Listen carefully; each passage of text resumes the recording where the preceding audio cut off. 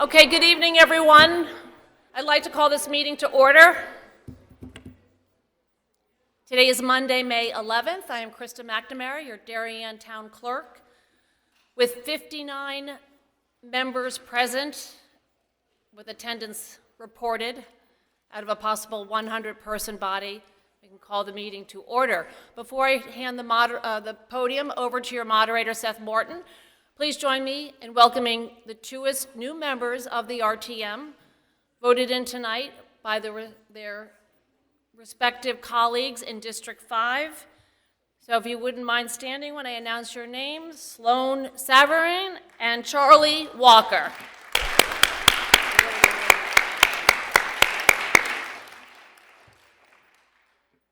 Okay, and I'll hand it over now to Seth Morton.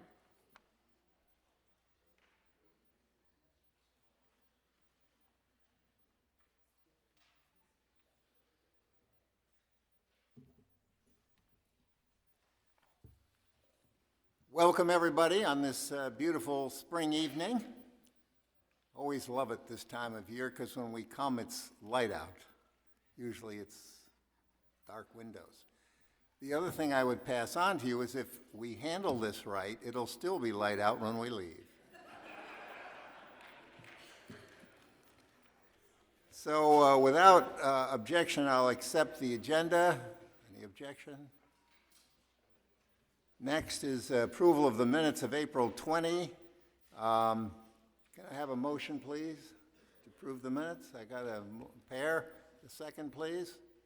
Thank you. Amy? You guys are right on tonight. Okay. Any changes to the minutes? All right. I don't hear any. So all in favor then of approving the minutes of April 20, say aye. Aye. Opposed? I hear none.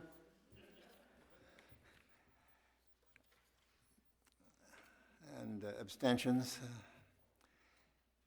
So the first item of business is 2607, approval of the fiscal year 2027 to 2032 capital improvement plan as part of the 2027 proposed budget. On behalf of the Finance and Budget Committee, Jack Davis.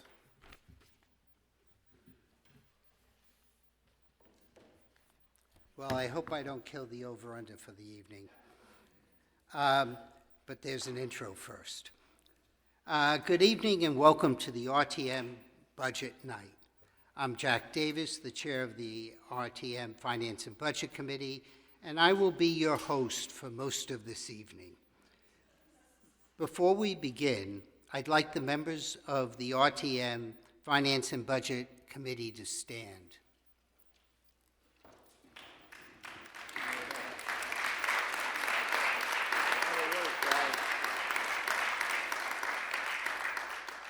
This team is the backbone of our committee, enduring a multiple of committee meetings, Board of Selectmen, Board of Ed, Board of Finance, and other RTM meetings, as well as my dry sense of humor. I'd like to also extend some thanks to Josh Kaufman over there, Director of Finance, Jen Chinesky, who's our town administrator, Rich Rudel, who's not here, but still want to extend thanks. And although he's a little bit shy, anybody who has not seen Dr. Byrne, he's sitting in the back row over there. So I'd also like to thank the Board of Selectmen department heads and the police chief for their coordination with our RTM committees. This was a unique budget year. One of our F&B colleagues said to me recently, "I never thought I would be so happy to be so bored." The reason for that settlement will become clear in the reports tonight. Will you hear of a solid presentation by the Board of Selectmen budget, and the Board of Ed is fully aligned with a new strategic vision for our students and teachers, presented by a new superintendent and the school administration in conjunction with our own Board of Ed. Additionally, the Board of Ed has adopted self-insurance, which has resulted in an estimated $1 million savings to our '27 budget. I wanted to share the committee's perspective on the town's Board of Finance. It is excellent.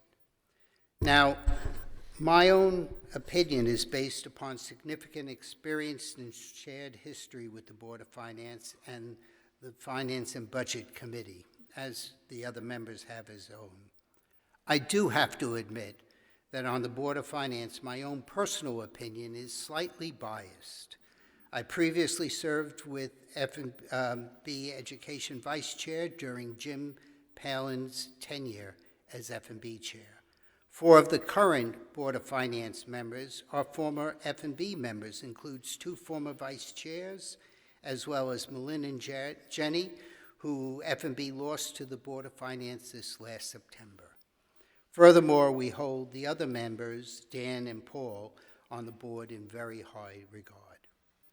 We believe this continuity and expertise serves the town very well. During the budget season, the Board of Finance did excel in making F&B's work much easier.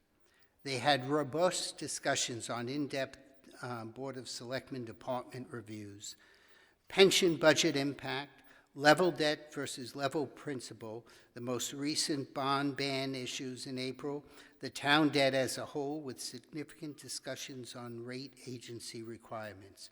These will be discussed in 2608 and 269B. They had great questions surrounding the Board of Ed self-insurance initiative. Investment income to be further discussed in 2608. The Cherry Lawn project to be discussed in 2609A. And the post-53 grant request that was deferred, and that decision had F&B's committee's full support.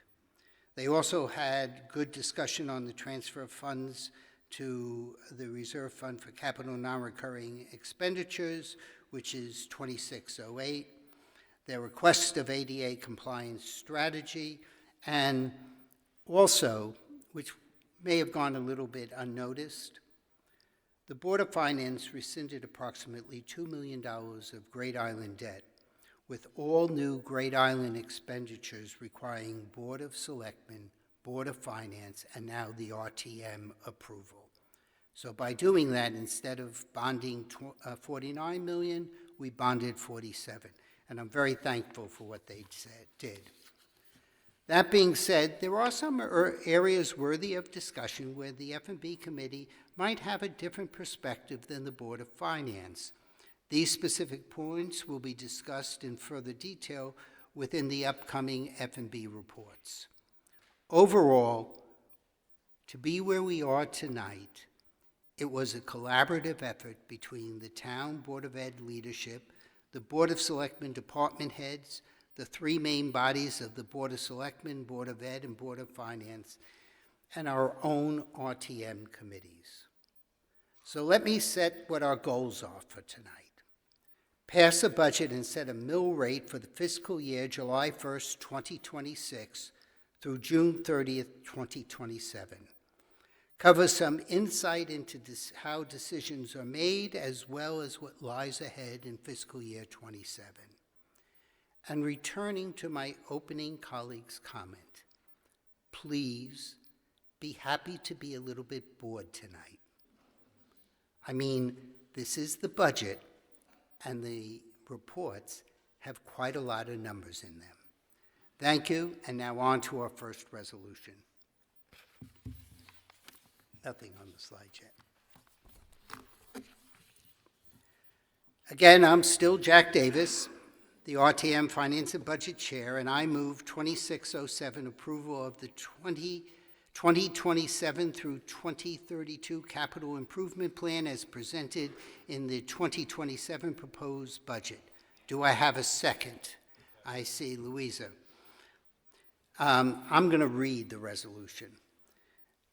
Whereas in the most recent accounting practices required documentation establishing the approval of capital improvement plans, now therefore be it resolved that the representative town meeting hereby approves the fiscal year 2027 through 2032 capital improvement plan as presented in the 2027 proposed budgets.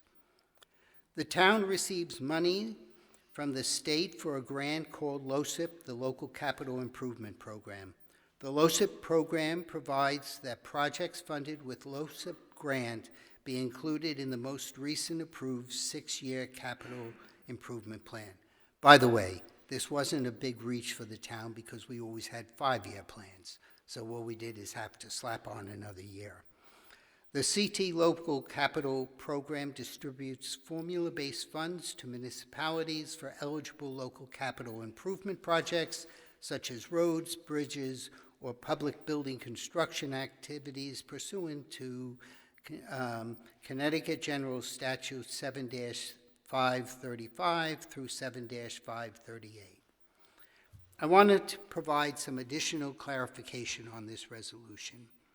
As previously mentioned, this is a state-mandated requirement for grant eligibility, and it merely serves as a framework for long-term development rather than an immediate spending authorization. The RTM is not approving funding for fiscal years 28 through 32. The items are not all-inclusive, and formal plans for those projects have not been provided. All projects listed for the fiscal year 2028 through 32 will require separate formal approval by the Board of Selectmen, Board of Finance, and this body. Of note, for anybody who actually looked at the plan, there's a large project for about $7 million floating out there. I did inquire, what is this? And got the answer. That's the estimated town share for the Norotan Heights train station renovation. So it's a placeholder. We'll know more about it as that develops. The RTM will specifically vote on the requested fiscal year 27 capital plans when we address Resolution 2609A. The RTM Finance and Budget Committee has reviewed the plan. Several RTM standing committees also reviewed the 6-year plan within their respective areas. The Finance and Budget Committee voted unanimously to approve that the town has a 6-year capital improvement plan and recommends approval by the full RTM. Thank you.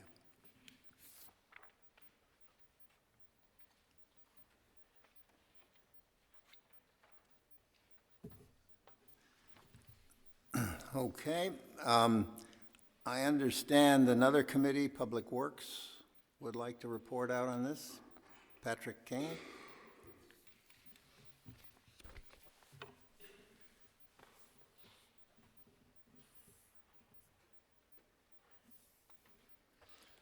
Thank you, Seth. No slides this time. Good evening. I am Patrick Kane, District 1, Vice Chair of the Public Works Committee, standing in for Jeff Krause, who's traveling. The Public Works Committee reviewed the 6-year capital plan, improvement plan at its meeting on April 30th. The committee considers the 6-year capital plan to be an important planning document and exercise for the town. Because of their scale and investment horizon, our public investments and infrastructure deserve thoughtful planning that cannot be considered only within a single annual budget cycle. State and grant requirements aside, the capital plan should reflect our current visibility into known or expected structural improvements. The Public Works Committee reviewed the 6-year capital improvement plan and offers the following commentary. There are multiple needed investments in HVAC systems across buildings in Darien, including both town hall buildings and the police station, and in our schools. The Public Works Committee suggests that it could be valuable over time for the town to consider sourcing these systems from the same manufacturer in order to leverage our multi-year buying power and minimize the potential cost for future maintenance and repair. Second, the Public Works Committee was encouraged to see that investment in both new sidewalks and maintenance of existing sidewalks was increased in 2026. This reflects a priority for the Public Works Committee and has highlighted, and we appreciate the town's responsiveness on this important area of town infrastructure. However, the committee remains deeply concerned by declining investment in sidewalk infrastructure over the course of the 6-year capital plan. The Sidewalk Advisory Committee will likely generate new guidance on how and where investment is needed. We look forward to seeing a refreshed view of sidewalk investment in next year's 6-year capital plan. Lastly, the committee noted the importance of the 2 major upcoming infrastructure investments in flood mitigation: the Salt Box Project and the Tilly Pond Grove Street Project. These 2 projects represent important flood mitigation investments and are estimated to cost over $10 million in fiscal years 2027 and 2028. While these are estimated costs at the time, this planning and visibility within the capital plan is appreciated. With 10 of 14 members present, the Public Works Committee acknowledges the existence of the overall 6-year capital improvement plan, but took no further action. Thank you.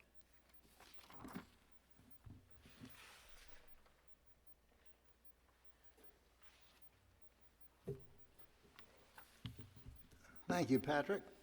Other committees? Town officials? Members of the body? Electors of the town? Seeing none, we're ready to vote. All those in favor, please rise.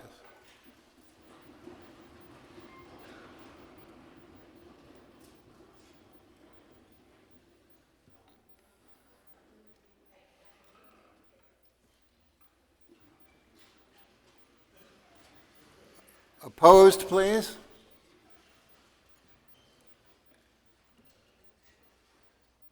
And,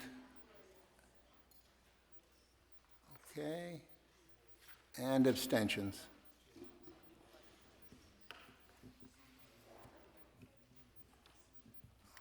All right. While we're bringing the vote totals in, we'll move on to 2608, appropriation $2,005,000 for the unassigned fund balance to fund capital projects that otherwise would have been funded through a transfer from the general fund.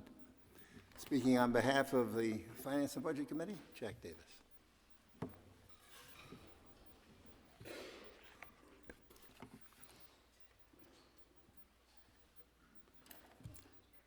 Lois told me that if I needed to see a slide, I could look straight ahead, and my chance of reading that is about the same as anybody who's in those back roads reading this. I have my own. I'm Jack Davis, District 3, RTM Finance and Budget Chair. I move 2608 to authorize the appropriation of $25,000 from the unassigned fund balance to fund capital projects. Whereas the Board of Finance has reviewed the June 30th, 2026 projected general fund unassigned balance, and whereas the Board of Finance has determined that it would like to utilize a portion of the unassigned fund balance to fund capital projects that would otherwise have been funded through property taxes in the fiscal year 27 budget, now therefore be resolved that the representative town meeting hereby authorizes and approves this appropriation in the amount of $2,500,000 from the unassigned fund balance to fund capital projects that would have otherwise been funded through a transfer of the general fund in 2027.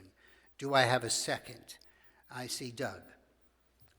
This resolution before us is the allocation of unassigned fund balance to reduce the fiscal year 27 capital project funds needed to be raised through taxes. Unassigned general fund balances can only be used for the reduction of outstanding debt, for capital, or for special appropriations.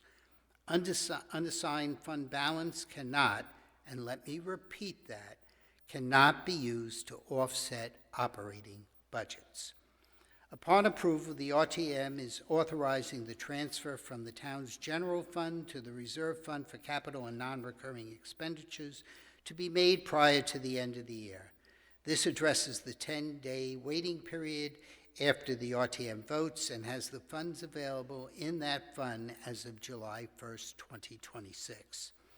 The RTM must approve this transfer prior to voting on the capital expenses for 2027, as the transfer is one of the main funding sources for next year's capital. If not approved, the amount needed to be raised through taxes would increase the mill rate.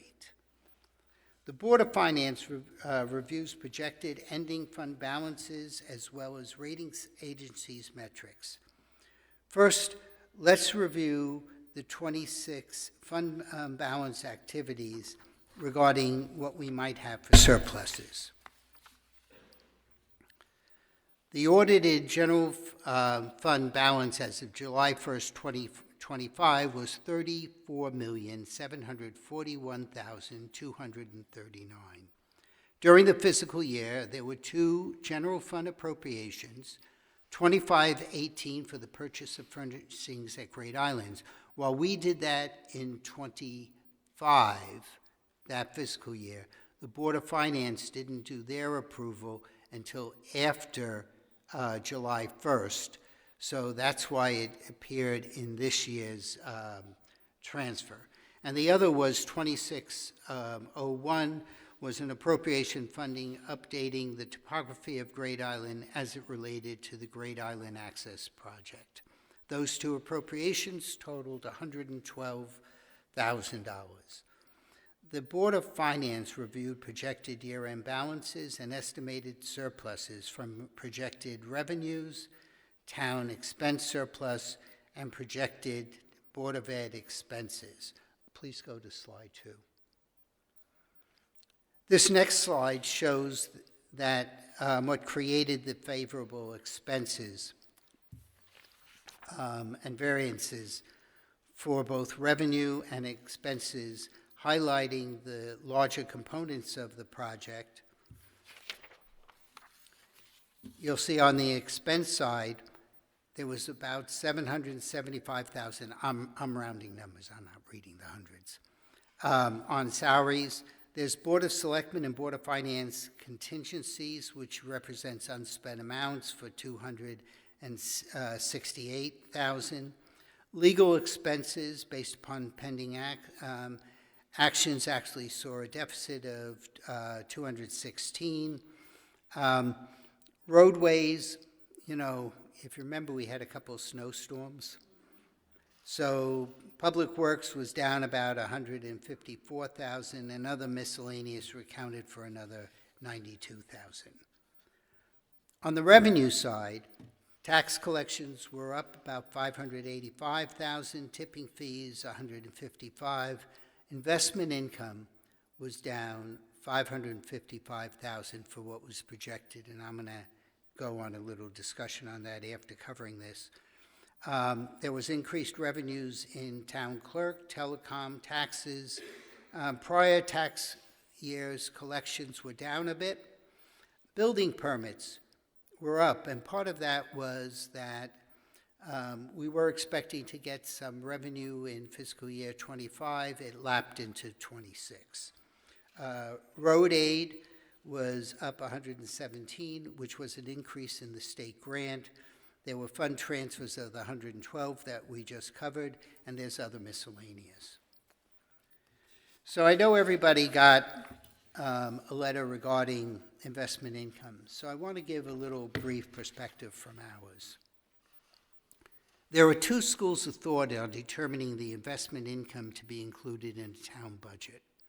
One is to maximize income in the current tax year to lower the mill rate, which we all like. The second is to take a more conservative view, as any surplus investment in year 1 is immediately included in the transfer from the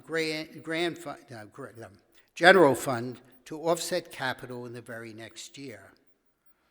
I'm going to attempt to provide a brief overview of how investment income is managed within our town. The treasurer invests money included in all funds, just not the town operating budget.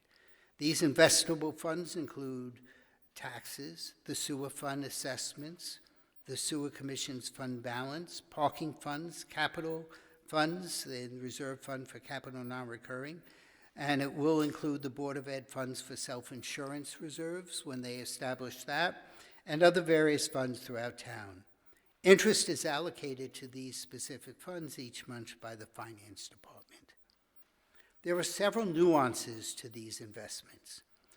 The tax revenue timing. While taxes are due in July and January, a significant number of payments arrive late in those months.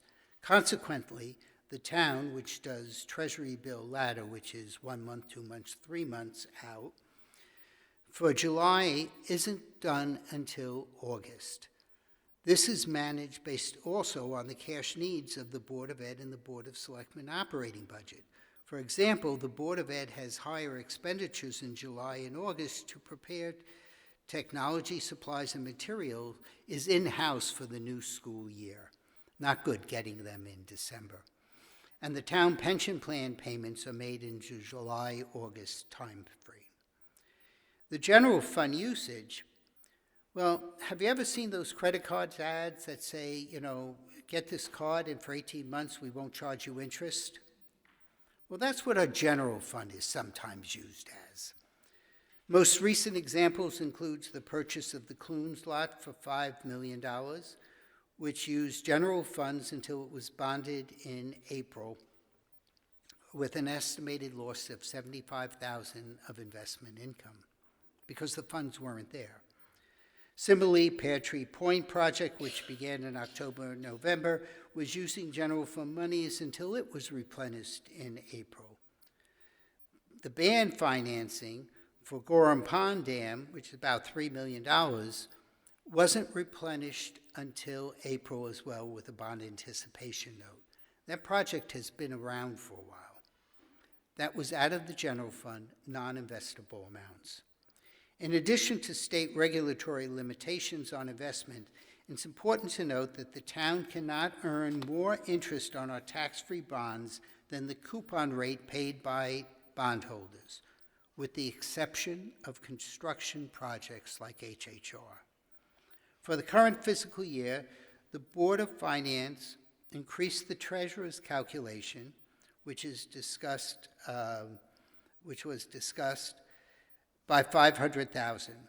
They have implemented a further increase of $400,000 for fiscal year 27.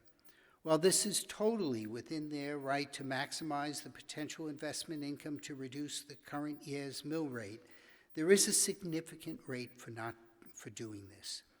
If we do not hit the projected numbers, it reduces the available funds allocated the following year to the Reserve Fund of Capital Non-Recurring Expenditures to increase the amounts that need to be raised through taxes. That happened this year.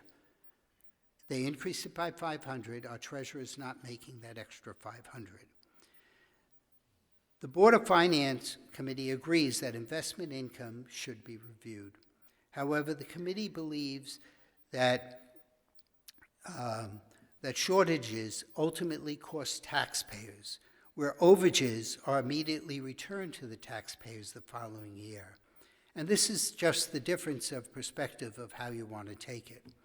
The committee is perhaps more willing to accept the treasurer's calculation when it comes to those in the market. Give me a second. I got that.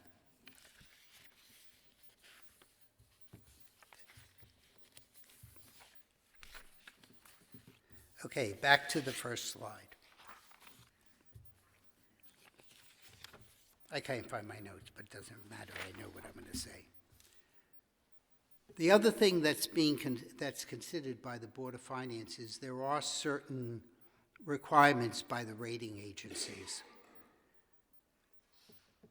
They really want us to be at about 15 to 16% of our revenues. And so when the Board of Finance does this number, they have a rough idea of what our budget's going to be at the time that they make the allocation. They look at what the projected surplus revenue expenses, and for the Board of Ed, we get that number from the Board of Ed, of what they anticipate to return to the town. From there, they make a determination of how much that can go. And as you see on the first slide, we're still at a 17.76%. Now, that's well above what we need to be. And I'll also add, for anybody who read The Advocate, that the town is getting a little bit more money from the state. We discussed that. None of us believe that that should be adjusted in this budget, and if anything else, it just gives us a little bit more cushion in our general fund. But all that is done so we know how much to be used.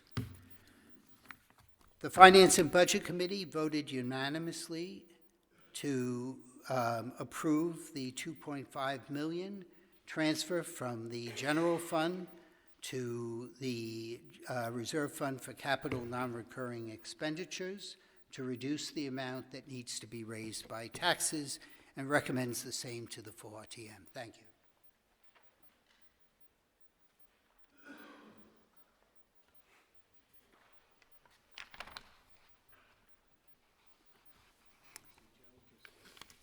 Thank you, Jack. Other committees? Okay. Town officials, I understand Joan Hendrickson. Yes. Our town treasurer, Joan Hendrickson. Thank you. Can I speak up there? Well, sure, come on up. Okay.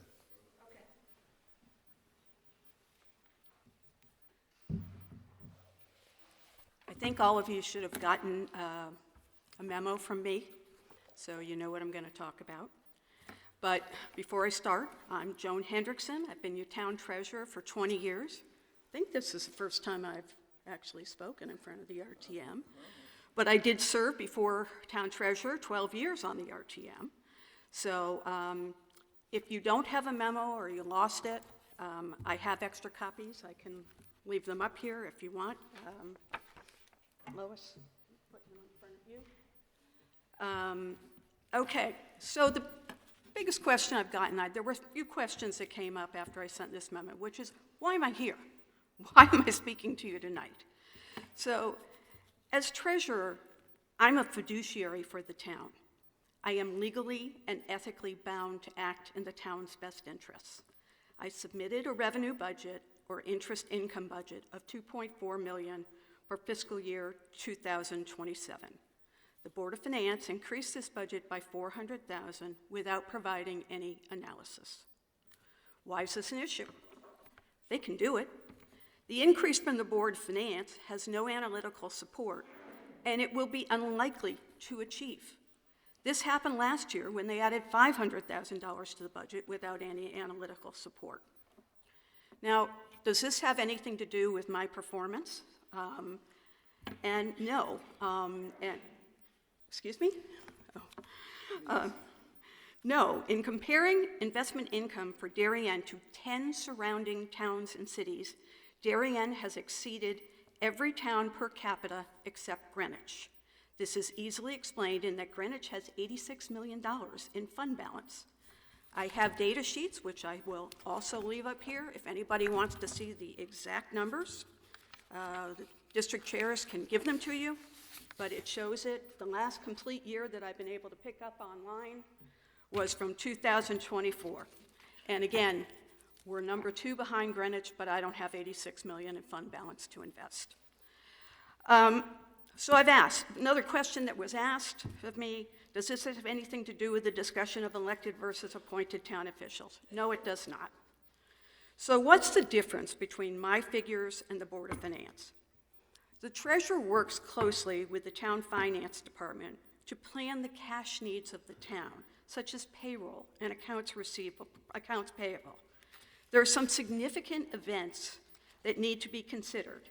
Tax receipts, as Jack mentioned, are collected primarily in July and January, and in June, a large education payroll occurs, which includes payments for the teachers for the summer months. Additionally, the town has investments with 9 banks besides doing treasury bills.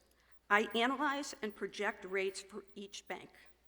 The Board of Finance calculates its investment income from a less detailed and less time-sensitive model. For example, I've been told that I could make more if I did 6-month T-bills. That's true. However, if our money, and again, you're all taxpayers, so you can do this from your own common sense. If the money comes in during January, I can only invest it for 5 months after that. In addition, because of our cash flow needs, I cease investing T-bills in May because the finance department needs the money in June to pay the bills.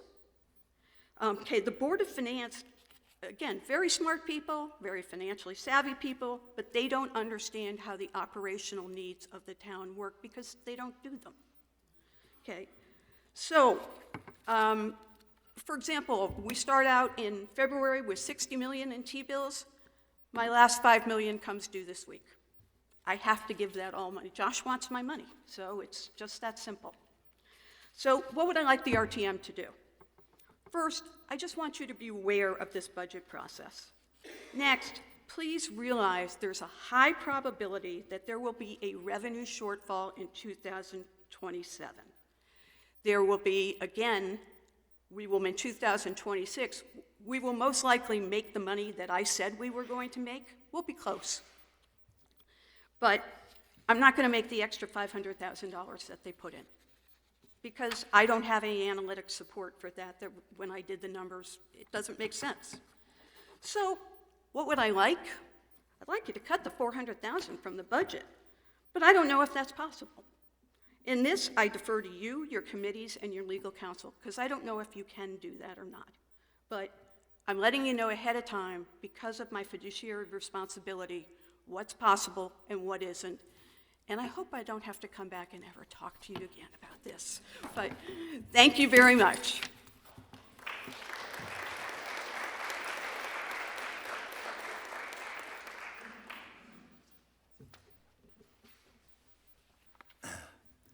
Thank you, Joan.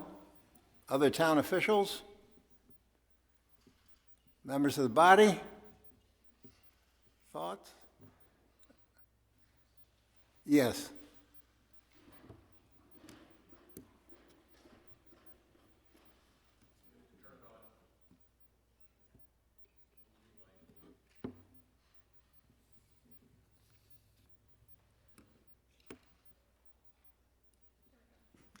Jessica Engel, There you District go. 5.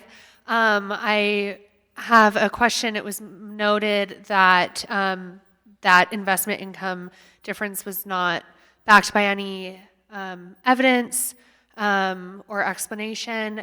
Has there been any update to that since the receipt of the very articulate and helpful memo we got? And if so, it would be helpful, I believe, to the body if that justification for that difference in investment income was presented and explained. Thank you. Thank you. Not that I've heard, no. I'm sorry, Joan, I didn't. Okay, okay. Other comment from the body? Elected officials? Town electors? Okay, ready to vote? All in favor, please rise.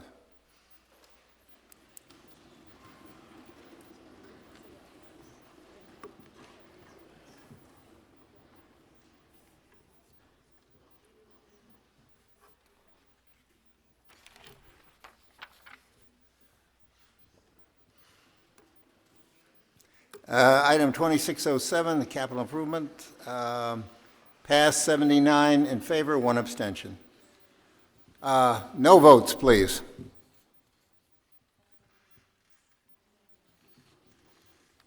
Okay, and abstentions. All set. Now we move on to item 2609, which comes in several sections.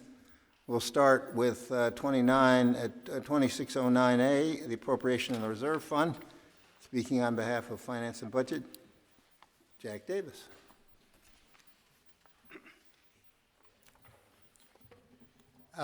Just as a heads up, I'm going to give our preliminary report. All the committees will then give their report. Then I'm coming back to offer an amendment to this amount that we have.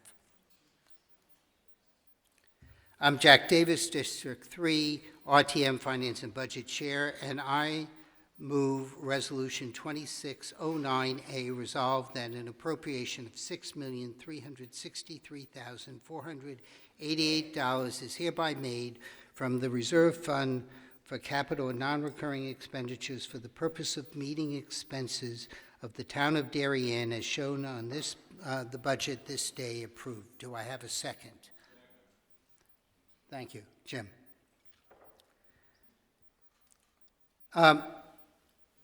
The overall capital for 27, the capital is up $5,362,934, or 10.8%, while the Board of Ed capital is $1,550,000, down 25%. I'm going to talk about that a little. Yes, that would help. Yeah, that's the slide. I guess I should look up. Not reflected in this capital request are funding for 2 fire engines, Great Island Access Project, which is just being developed, harbor dredging, and the Saltbox Lane Drainage Project, which we may see some parts of that during the fiscal year 27. All of these will be coming off cycle, but they have been discussed during the budget process, which allows them to be coming off cycle, and they are being followed by the Board of Finance, F&B, and in several cases, Public Works has been following these for a while. I'm going to talk about one place where we really do disagree with the Board of Finance. The Board of Finance transferred 6 items from the Board of Ed capital plan to the HHR project. My comments to follow are not directed at the HHR Building Committee that has done an excellent job. It is geared towards the Board of Finance and the Board of Selectmen. The 6 projects transferred with as Hidley Bollards for $8,000, parking lot paving for $200,000, replacement of the gym floor for $100,000, at Holmes Bollards for $15,000, parking lot paving for $235,000, Royal parking lot paving for $250,000, gym replacement floor for $100,000, and Bollards for $7,000. I and the F&B committee has concerns regarding the recent decision to move certain items to the HHR project. I believe these items should not have been transferred, and I'll give you some of the reasons why. The Board of Ed did not request that they be moved in. There's additional costs that were not discussed at the Board of Finance meeting. When we move something into a building committee, the construction manager adds 4 to 5% of their fee. That fee is something we didn't have to pay if we paid by cash for this. There's also interest in debt. This move increases our outstanding debt by almost $1 million when you add on the fee associated with the building committee. Grant eligibility. There was no question or discussion about whether or not any of these items would qualify for the state grant. Typically, if we're going to pay $5,000 and the state grant is 15% coming back to us, that's a good deal. We're making money. However, none of these qualify, and that wasn't discussed. The project classification. Parking lots are maintenance projects. The town does not bond these, with the only exception having been Ox Ridge, where the town moved an entire school and therefore the parking lot was part of that, or more recently, the Pear Tree Point, where the parking lot needed to be removed to implement the project. And by the way, a little aside, thank you, Sandy, for your great work on that project. Some other things about it. These items were outside of the scope of the original project that we approved. In fact, some of them may have been specifically excluded. There's also a policy on guidance. This move violates the Board of Ed policy, the guidance, that no project under $1 million should be considered for bonding. This guidance was established to stop bundling of capital projects, yet that is exactly what happened. None of these items even approach $300,000, let alone $1 million. And violating this guidance sets a problematic precedent. In fact, once a guidance such as this is ignored, that guidance no longer exists, and it was a good guidance. The F&B position favors reviewing capital projects on their individual merits. This transfer appears to have no merit other than reducing the mill rate while increasing debt and spending unused contingency. Use of contingency. Contingency on these projects are not a slush fund. It is there to cover established unexpected events within the specific scope of the project. RTM oversight. Moving these items constitutes a project scope change without RTM approval. They changed the scope of a project for a project that we approved and funded, and we didn't have a say whether or not that exists.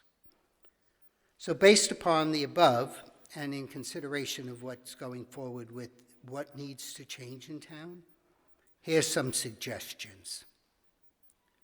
Moving forward, it's essential that the RTM is represented on Board of Ed building projects to have input earlier and during a project. We intend to work with the Board of Selectmen to ensure our involvement earlier. We heard that in our last district meeting. The RTM maintains the authority to make representative placements a condition of any appropriation and bonding authorization. But simply put, the RTM lack of representation on Board of Ed and other building projects ends today. Project contingency. Project contingency must be tightened to ensure more precise financial management. If a project requires additional funding within its original scope, the request must go back to the Board of Selectmen, Board of Finance, and this body, the RTM. We may be seeing that on the Norotan Heights retaining wall. Project charters, and John and I have had a brief conversation with this. Charters must be refined to clearly reflect what falls within the project team's authority and what does not. Project scope changes. Any scope to a project scope must require formal approval from the Board of Selectmen, Board of Finance, and the RTM. It is not within the authority of a single board or project committee to alter the scope of an approved and funded project without following this proper approval process. Lastly, postmortems. I think it's a good idea that we have postmortems on major projects that reviews and analyzes what the major project was, if there's grants, how much grant money came back, if there's contingency, what the contingency was used for, ensuring that it was within the scope, and understanding what is returned to the town. These things actually reduce our debt outstanding, because once it's done, the Board of Finance rescinds that amount, and that actually lowers what we have to decide. This is the first part of our report. As I said, I'll be coming back later, but the RTM Finance and Budget Committee voted unanimously to approve the capital plan with one adjustment, which will be discussed after the other RTM projects report. Thank you.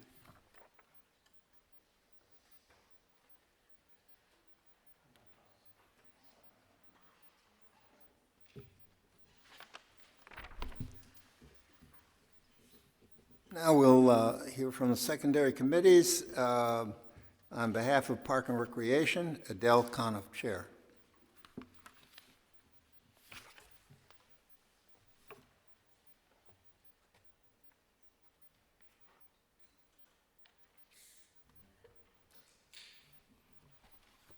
Good evening, Adele Coniff, District 3 Parks and Recreation Chair.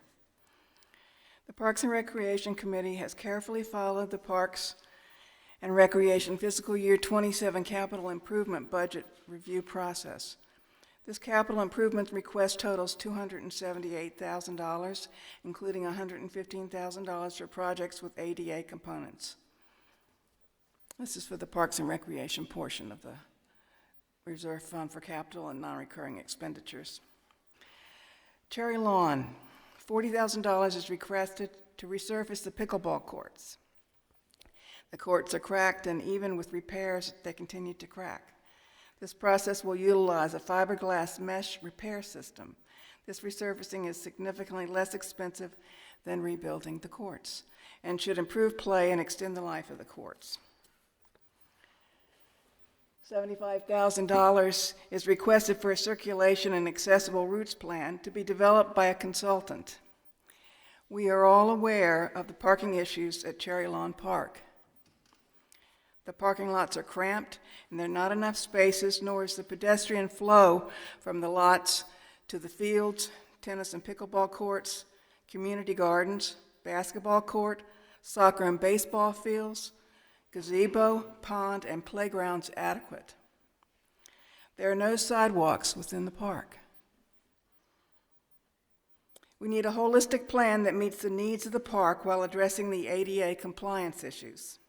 The proposed plan will concentrate on improving pedestrian and vehicular circulation as well as parking. Cherry Lawn is a very popular park, and stress on the park facilities is increasing. The plan will be a first step in a multi-year process, which will make the park much more accessible to all of our residents and is a priority for the Parks and Recreation Commission. $40,000 is requested to renovate the interior of the bathroom at the park, which is in need of a refresh. The renovation will also correct current accessibility shortcomings, bringing the facility into compliance with ADA requirements. McGuan Park. $50,000 is requested to patch part of the parking lot, which is generally in poor condition and needs to be repaved. After review of the ADA access audit, the parking lot is only one piece of a much larger puzzle that needs to be addressed relative to the ADA requirements. We are looking to address McGuan Park ADA issues as a whole in future years of the capital improvement plan. Therefore, we're looking to patch the worst portions of the parking lot to improve the condition until the full paving plan is implemented in the near future. Weed Beach. $20,500 is requested to strip and resurface one paddle court. Approximately every 5 years, the courts are resurfaced. The paint builds up over time and begins to chip and become uneven. This requires a stripping of the surface down to the aluminum approximately every 20 years. This is the fourth of 5 courts to undergo this maintenance. Next year will conclude the process. The 6th paddle court is relatively new and does not require stripping. $12,700 is requested for a pickle roll court surface for a second paddle tennis court at Weed Beach. This surface will be installed on the paddle court to provide an additional pickleball court 6 months of the year when paddle is not in season, helping address the demand for pickleball courts. Parks and Recreation equipment. $5,000 is annually requested for miscellaneous equipment. $6,000 is requested to replace trees lost to disease, age, and storm damage, helping to maintain our tree canopy. $28,800 is requested for the replacement of 2 walk-behind mowers that are more than 20 years old with 2 stand-on mowers. These mowers are heavily utilized for the maintenance of the majority of our properties. Also originally requested but not supported was a 72-inch snow V-blade attachment to be used with existing equipment for snow removal. The Parks and Recreation Committee met on May 6, 2026 with 10 of 14 members present, with 9 members in person and 1 on Zoom, constituting a quorum. Excluding the Cherry Lawn $75,000 circulation study, the members voted unanimously for the Parks and Recreation portion of the fiscal year 27 reserve fund for capital and non-recurring expenditures and urges the RTM to do the same. After a long discussion, the $75,000 requested for Cherry Lawn circulation study was not supported by the majority of the committee, with 4 members voting in support, 5 against, and 1 abstention. Members not supporting the project thought the project should not be done at this time. Some thought the study did not include enough park users in the process or was too expensive, and others thought it would lead to capital improvements that would be too expensive and that they might not like. Some thought reduction of the stress on the park could be achieved by other means. Unfortunately, there are not a lot of alternatives for relieving the stress other than reduction of the number of program participants at the park. Our parks have a finite amount of field space, and unfortunately, Highland Farm is limited in its use by its purchase agreement and the P&Z restrictions put on parking. People are looking for more programming, not less. The number of members supporting the study thought it important to have an objective study done to analyze the overcrowded park and how best to improve parking, vehicle and pedestrian movement, and improve the park's accessibility, which was found to have many deficiencies in the ADA audit performed in 2025. The proposed study should include the users of the park, as well as the nature center in the process. It will include a traffic study, which will be conducted at peak usage times in May and July of 2027 after the elementary school fields have reopened. But this is not just a traffic study. The point of the study is to design potential plans. 2 options will be presented that give us a roadmap on how we address the parking, traffic, and pedestrian issues. It will be a blueprint for safely separating people and cars and making our amenities available to all of our residents. Thank you.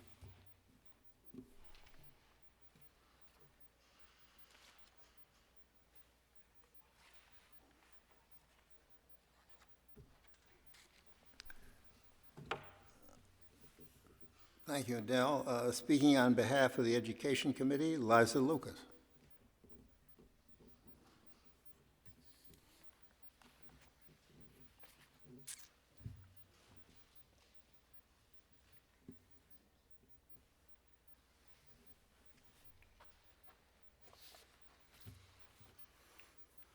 Good evening. I'm Liza Lucas from District 6, and I'm the chair of the RTM Education Committee. Thank you to Jack Davis for moving 26-09A and detailing the more than $6 million of capital expenditures. I'm going to speak about the $1,550,000 that's dedicated to the Board of Education's capital budget that's part of this appropriation. The approximately $1 million Board of Education capital budget includes a variety of upgrades across our district. Darien High School will resurface blacktop at the Oval Drive and at the stadium parking lot for $500,000. Hindley Holmes and Royal Elementary will receive scheduled school radio replacements for $92,000. The generator at Central Office will receive an automatic transfer switch replacement for $48,900. And throughout the district, as part of the replacement cycle, custodial floor scrubbers will be purchased for $8,650. As well as security cameras for $150,000, 1 replacement cycle truck for $65,000, and 2 Suburbans to be used for special education for $136,000.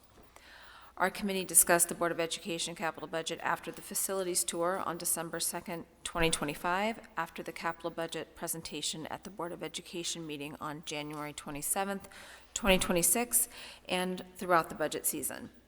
On May 4th, 2026, with 10 of 14 members present, constituting a quorum, the RTM Education Committee met and voted unanimously in favor of the education capital spending that is part of this resolution 26-09A.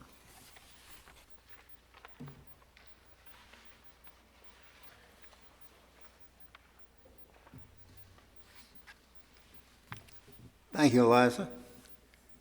Now, speaking on behalf of Public Works, Mark Adaletta, chair. Not chair, but volunteer.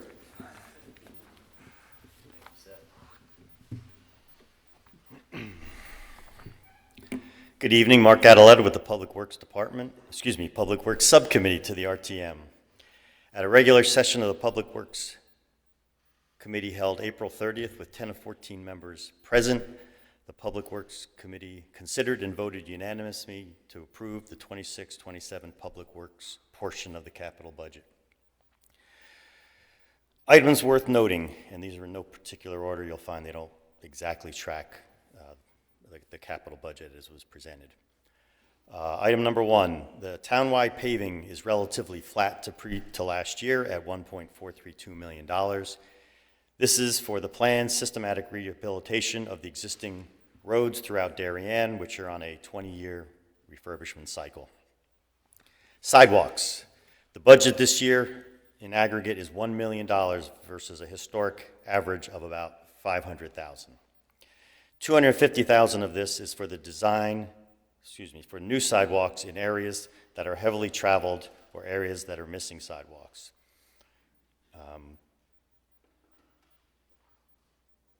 This is a placeholder predominantly for recommendations that may come out of what's known as PAC2 or the new sidewalk committee, probably in this fiscal year for the start of design and engineering type work.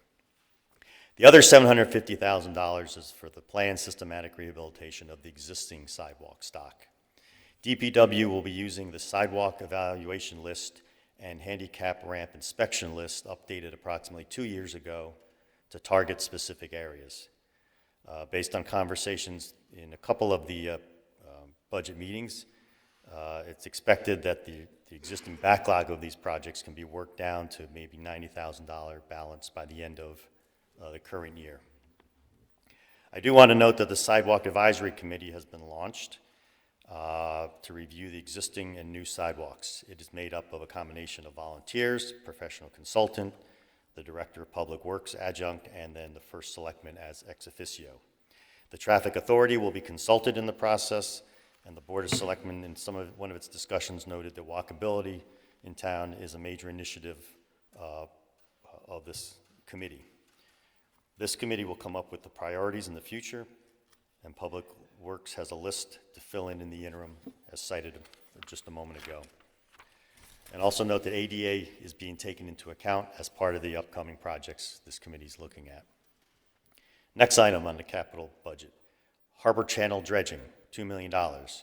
This $2 million is, we understand to be a placeholder pending more information. This is not for the boat ramp that was part of the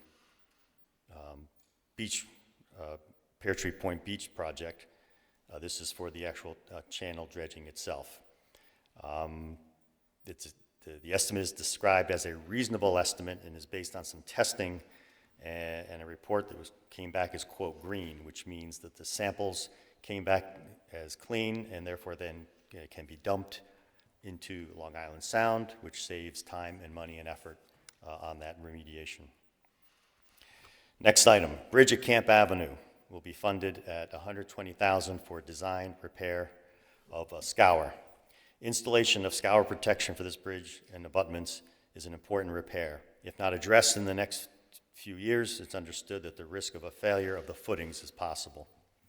These funds are not for the construction, the design. These funds are for the construction. The design funds were provided in last year's budget. Town Hall. Town Hall has HVAC and AC replacements required. Among these is $95,000 related to the Mather Center HVAC and water heater upgrades. The Mather Center building control system is at the end of its useful life. Parts and software upgrades are becoming costly and very hard to obtain. Public Works Department recommended changing that system to match current Town Hall and Darien Police Department building control systems for cost savings and consistency. Also, we understand that 2 of 5 hot water units in the Mather Center are not working and are needed of replacement. Also, 2 rooftop 30-ton AC units need to be replaced. This is a project that will be coordinated with an AC replacement that you'll probably hear about shortly over at the police department. The units for the east end and the west end of Town Hall are being replaced for a total of $320,000. The AC systems continue to require upgrades and repairs. These systems have been repaired temporarily on and off over the past 3 years. I will note that with respect to the replacement of those AC units, no cost estimate or savings was cited as part of the replacement. Next item is the renovation of the fire marshal office for $75,000. The fire marshal's office has increased staffing. The back portion of the office needs to be renovated to accommodate the additional staffing. There's a line item for $50,000 for the second floor of Town Hall carpet replacement. There's a line item for $100,000 related to the gym entrance bridge. That's out here to the left as you walk out. That's for the redesign and the repair. This project is to address current deterioration of the sidewalk bridge entrance. Concrete spalling has been an issue for the last couple of years. Funds were set aside for the design of this project last year as well. So again, as stated, this is for the actual replacement and construction of a new pedestrian bridge. There's a line item for $25,000 related to LED lighting for the parking lots around Town Hall, which actually I was surprised that wasn't part of an LED project we did a bunch of years ago, but it wasn't. There is a line item for $275,000 to replace a Freightliner plow truck. The current unit is at the end of its useful life. Finding parts is difficult for this type of older equipment, and it's more cost-effective to plan out the replacement after a 10 to 15-year life cycle for this type of equipment, depending on the specific use. This replacement is part of an ongoing large vehicle replacement program here in town. It appears that the fleet replacement is current after this year. If you look at the 6-year plan, the replacements don't commence again until for this type of equipment until out in 28, 29, and 29, 30. And then there were smaller items like tree replacement program, which were substantially unchanged from the prior year. The Public Works Committee voted unanimously to approve these items in hopes that you all do as well. Thank you.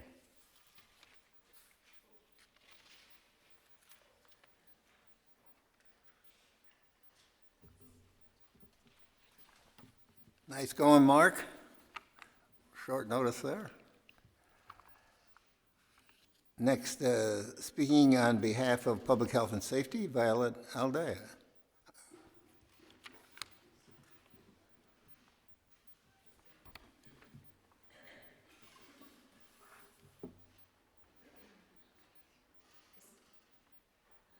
Thank you, Seth. Good evening, everyone. My name is Violet Aldea, District 6 and Chair of Public Health and Safety. And I am here to talk tonight about the capital budget as it relates to public health and safety, what we call protective emergency services and human services and public health in our town. The Public Health and Safety Committee met at our regular meeting on May 9th. 9 out of 16 members are present, representing a quorum. And we reviewed the capital budget, the portion associated with public health and safety. So I'll go through a couple of those as needed. We'll start with the police department. And the police department expenditures in this category for 2026-2027 are in the total of $846,562. Split, half of that is actually, you've heard this over and over again, air conditioning, HVAC equipment on the roof that is really not operating well and needs to be replaced. So that's half of it. A quarter of it is vehicle fleet replacement to be current when end of use, end of life. And the remainder is for field equipment. The next is the fire department. The budgets of the three departments are essentially Darien Fire Department, $155,000, Norotan Fire Department, $139,000, Norotan Heights Fire Department, $45,000, and Fire Marshal, $6,200, and Emergency Management, $20,000, all together. And those represent just regular yearly expenses for materials and services as we go. Jack had mentioned the 2 fire trucks. Those are also slated to be discussed this year. I think together they're $1.6 million each estimated to be, so we will discuss that later this year. Human services, which also includes the public health, human services, everything to do with the the office is here, the senior center and all of that. There are no expenses listed for those two departments. So the PHNX committee voted unanimously in support of the 2026-2027 capital fund and recommends that the RTM do the same. Thank you.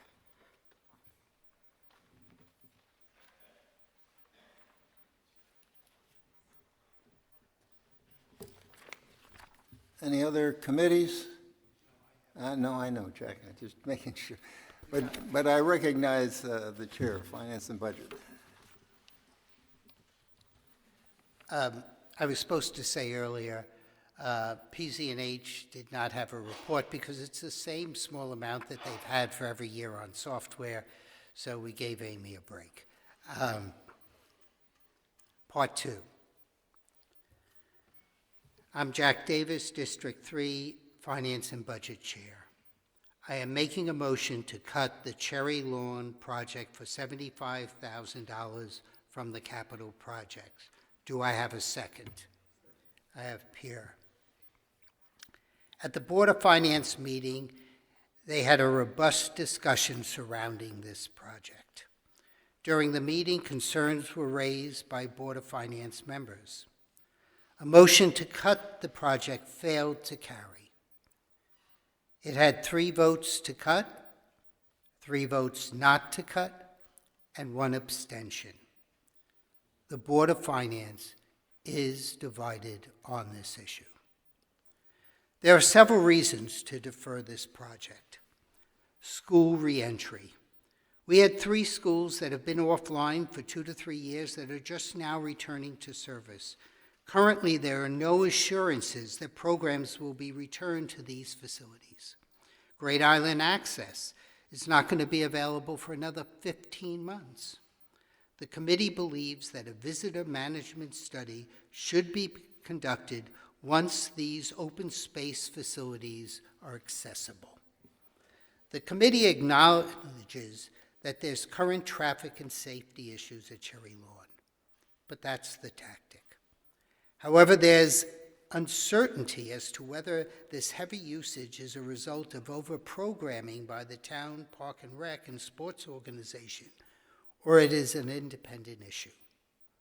Furthermore, there is a concern regarding the final scope document. Is it, as we heard, an open-ended, sorry, I lost my space. Is it an open-ended for redoing the entire Cherry Lawn? Is ADA being used as a vehicle to further increase park usage?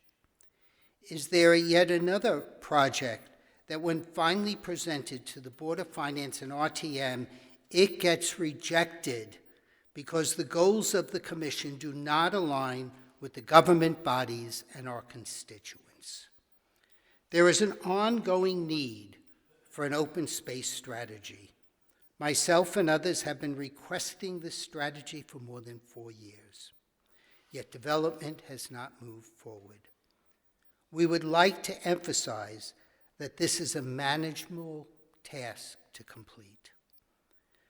We provided an outline of a strategy that Jenny Schwartz presented to the Board of Selectmen, which highlights 2 major components of an open space strategy: conservation and recreation. The recreation category is further distinguished between structured programs such as town organized programs or sports, or unstructured programs such as walking, tennis, or just visiting the beach. The final strategy should include measurable goals. And please don't quote me on these numbers, I'm just making them up, but they came from other towns. Do we want 20% of our town's open space to have ADA compliant paths within 3 years and 30% within 5? Those are the type of things we need to hear from a strategy. Do we want 50% of the town's population to be able to walk to a playground within 15 minutes during a weekend? Should 80% of the population be able to arrive in an open space within a 20-minute car ride? These are all things that are quantifiable. And I'm going to be honest with you. Some of the things that we did, which was presented to the Board of Selectmen, was garnered from other similar towns' open space strategy. As funds and investments become increasingly scarce, the bodies required to approve investment must have a total town view rather than a siloed approach. We believe a strategy developed by the Board of Selectmen would provide the necessary cohesion. Furthermore, with the capabilities of AI to provide strategies from other communities is an easy search. We do not believe we need yet another consultant for this purpose.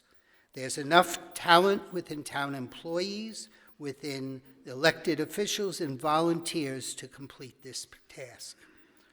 While some have suggested that requesting such a strategy is far outside the view of the RTM or the Finance and Budget Committee, I firmly disagree.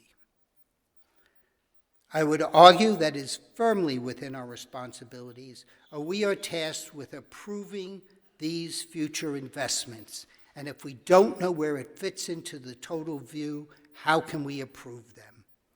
For these reasons, we're asking to cut the $75,000 Cherry Lawn study until an open space areas are online, and the Board of Selectmen provides a comprehensive open space strategy with measurable metrics to establish the town's future direction. The Finance and Budget Committee voted unanimously to cut the Cherry Lawn Capital Project for $75,000 and recommends the same to the full RTM. Thank you.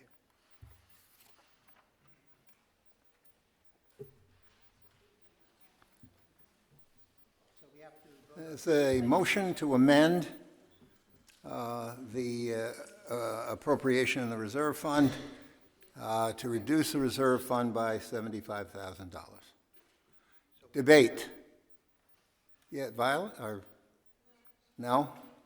Debate. Questions?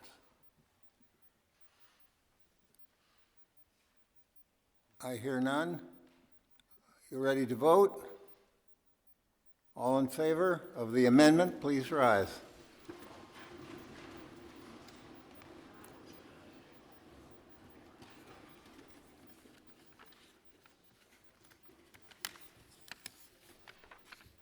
Item 2608 passed 63 in favor, 6 noes, 11 abstentions. Okay, no votes, please.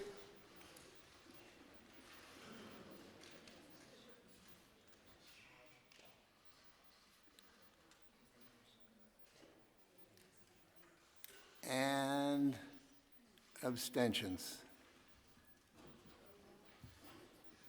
Okay.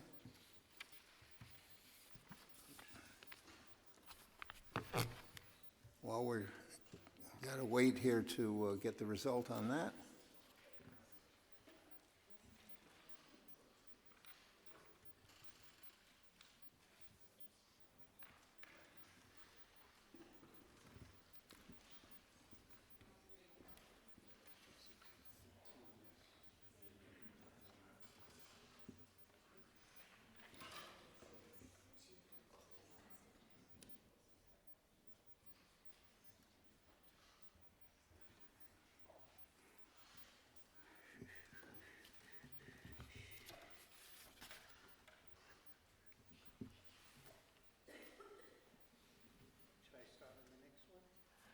No, we're,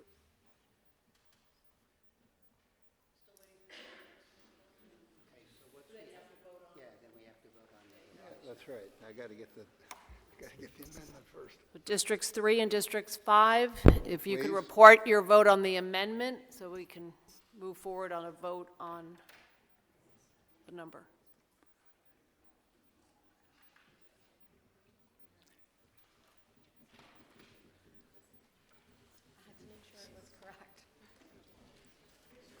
So we don't have to give you the real amendment. Okay.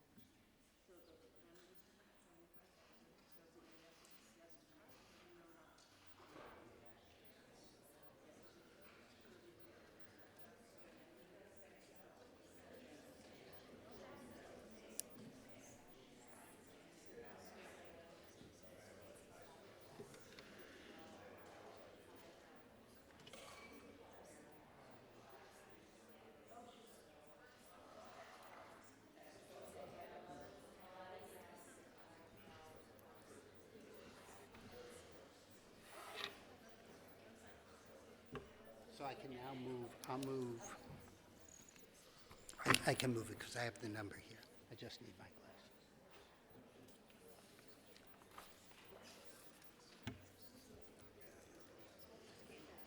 glasses. Okay, the next thing we're voting on now, since it was double-checked by Josh, not trusting my own calculation. We don't have I have to announce the, Oh, sorry. I'm trying to make it 10 o'clock.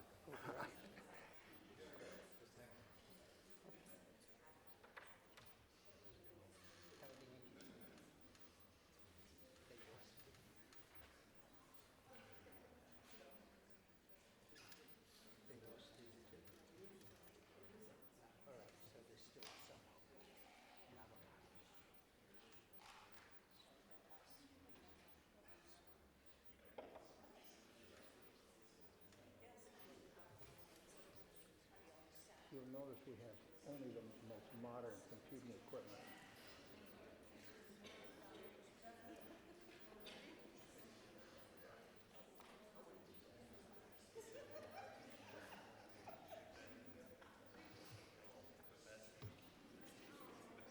What? Oh, thank you.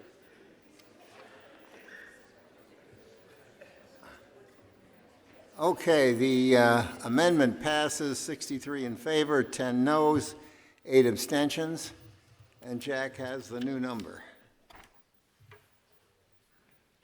Okay, the RTM is now voting to approve 2609B. I'm sorry, A?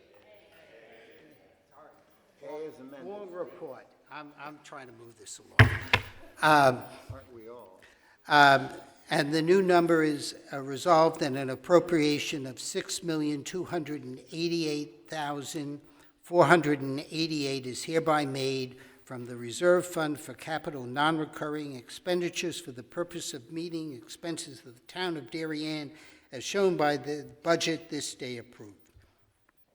So that's the new number, $6,288,488, double eights.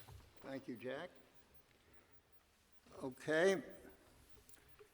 Debate. Comments, town officials. I'm getting there, gang. Town officials, none? Okay. Body, Liz, I'll start. I'll get to you next, sir.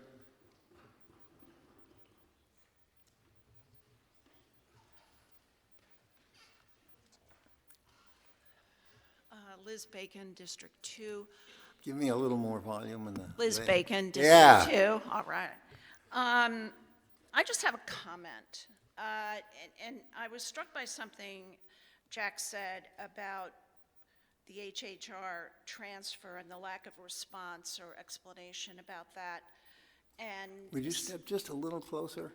Okay. Jack's comment about the transfer and the lack of response and an explanation on that, and that the precedent was problematic, and I agree with that. I also agree with that with regard to what Joan was trying to express with the $500,000 shortfall, and that there was no response to her suggestion that that was an issue. And I'm just wondering, like, is this how we do business now? Do we not talk to each other?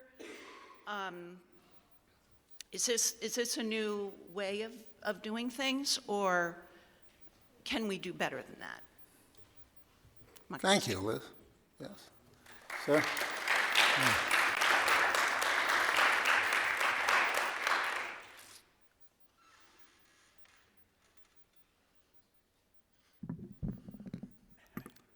Doug Kreutz, District 3. I actually would like to direct a couple questions to Jack, if I could. Go ahead. This is on the same subject. To make sure I understand essentially what you're saying, if there's $1 million that you think should be in this capital budget, but got moved to the HHR fund instead, correct? Yes. Okay. And yet you are recommending that we approve this fund? Yes. Okay. I cannot remove what they moved to HHR at this time It's one of the items that John has mentioned in the past and was at the last charter revision, that the RTM should have the right to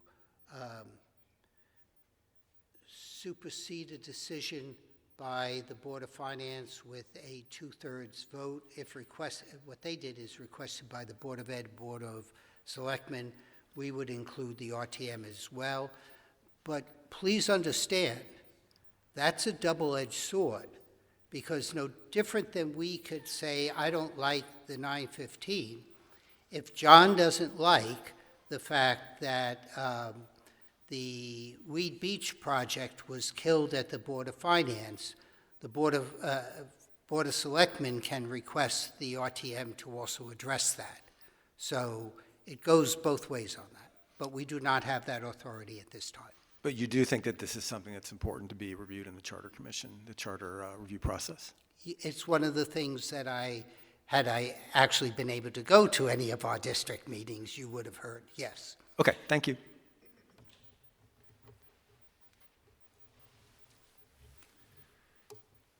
Further comment?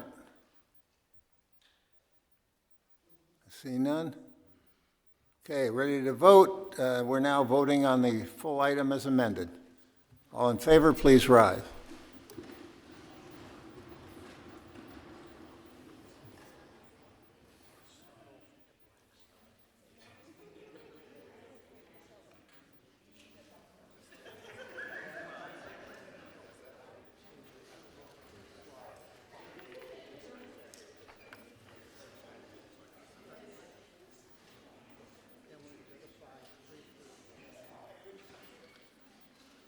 Opposed?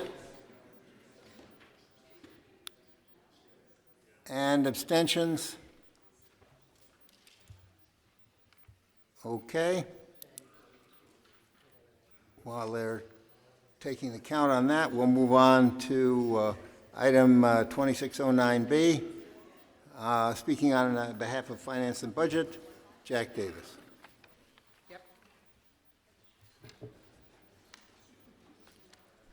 So I mentioned this one time before in my committee. I'm Jack Davis, District 3, Chair of the Finance and Budget Committee. I move 2609B, which will be easier if I have the glasses. That an appropriation of $61,781,903 is hereby made in the general fund for the Selectmen's operating budget. Do I have a second? Thank you. One of the things that I've mentioned in my committee when I was a CPA and we were doing a new client, you didn't try to reinvent footnotes. You went to a footnote that you saw worked for other companies and you stole it. I stole this from Jen Chinesky because it truly explains the Board of Ed budget. Board of Selectmen. It explains the Board of Ed also. If you see over to, I gotta see, make sure it's the left.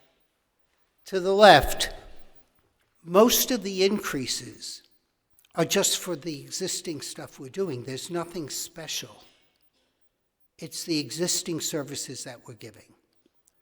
And the three off to the side are really a fire marshal that we knew we would be adding last year because we have the apartments, and Violet will give better explanation on that than I will. We also have an addition, 2 other part-timers that are coming, and I think I wrote down who they are. I know that one of them happens to be in the tax assessor's office, and both of them are there due to extra volume that they're experiencing in those departments. So really, even though we're not fond of increases, this is really business as usual with nothing special on it.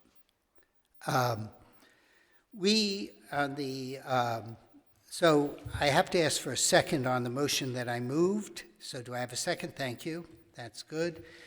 We'll try and get this done so Jen can go home. The Finance and Budget Committee will report on the following areas: general government, benefits, contingencies and risk management, debt service, and then when all the committees are done, Louisa Brockman is coming up here to give the report on the library. She's one of the several Finance and Budget guest presenters tonight. Overall, the Board of Selectmen budget is up 3.33%, and as I said, we just talked about the rainbow chart. There are 3 new hires, and I was asked to speak to John Zabrowski and to Jen, and they responded that they do not believe or anticipate there will be any additional off-cycle hires by the Board of Selectmen during this current year. So that's good to know. That was a question that was asked. General government is up 4.63% due to salary increases and the addition of the part-time person that I mentioned in the tax assessor's office. Personal benefits are down by 3%. That's primarily due to the pension plans. What happens is the pension investments did very well. But to make sure that it's not a roller coaster, one is only allowed to take the average of the 5 years up and down to determine what our investment has to be. And so while it's still up, reducing our investment by close to $200,000-300,000, the example is if the investments grew this last year by 10%, we only get to account for 2% over the next 5 years. Contingencies and risk management. The percentage is high, the amount is low. Sorry, I should tell you to go to slide 7. Make sure I'm giving the right number. This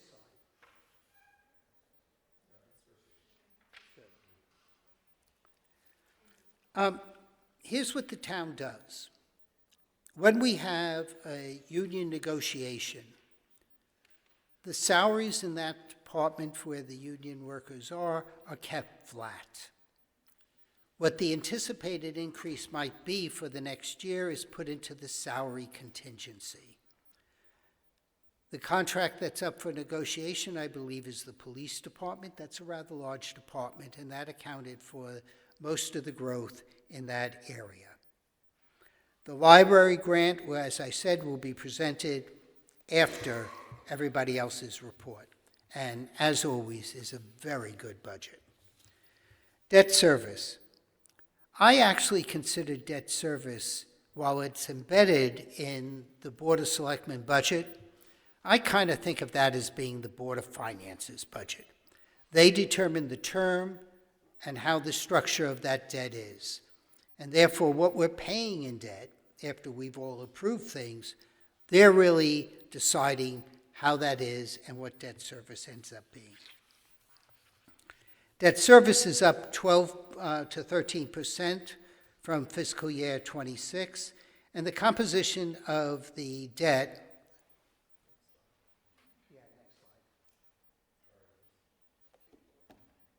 No, next one. No.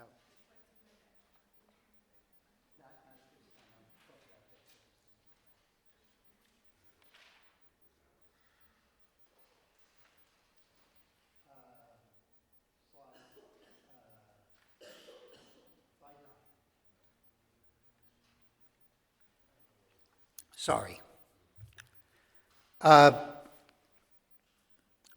Schools represent 54% of the total debt, which represents a 16.5% increase. Town debt is 45% with an increase of 8.2%. Sewer is 1% of the total debt, with the sewer-related debt increasing almost 8.5%. And I will remind us from the discussions we had on the sump pump, the sewer commission pays for this debt, as only the town can issue debt. So while it's there, on the revenue side, we have the payments coming in for that amount, so it doesn't affect our taxes. The town currently issues two types of debt, bonds and bond anticipation notes. A bond is a one-year term note that typically carries a lower interest rate. The estimate is to use bonds for things that we're expecting a grant on, such as HHR or the Gorham Pond, where we expect something from FEMA. Please note that if we, on the Gorham Pond, we've been playing around with that for a number of years. If FEMA does not give us a response next year, we will be bonding that, and when FEMA does pay us, hopefully, for their portion of this debt, we will apply it to another bond issuance so that it nets out even. While the town typically does 20-year debt, please be advised that the debt for the Great Island and the Coons Lot, which are properties, were structured as 30-year debt. Regarding our repayment structure, the town has been utilizing the principle of level debt service. And historically, this meant that new bonds were equal to the bond paydowns to keep the debt constant. I was a full supporter of that when our debt was about $100 million, as was F&B. However, over the last few years, we have issued bonds where only interest is paid for the first 2 years, that's level debt.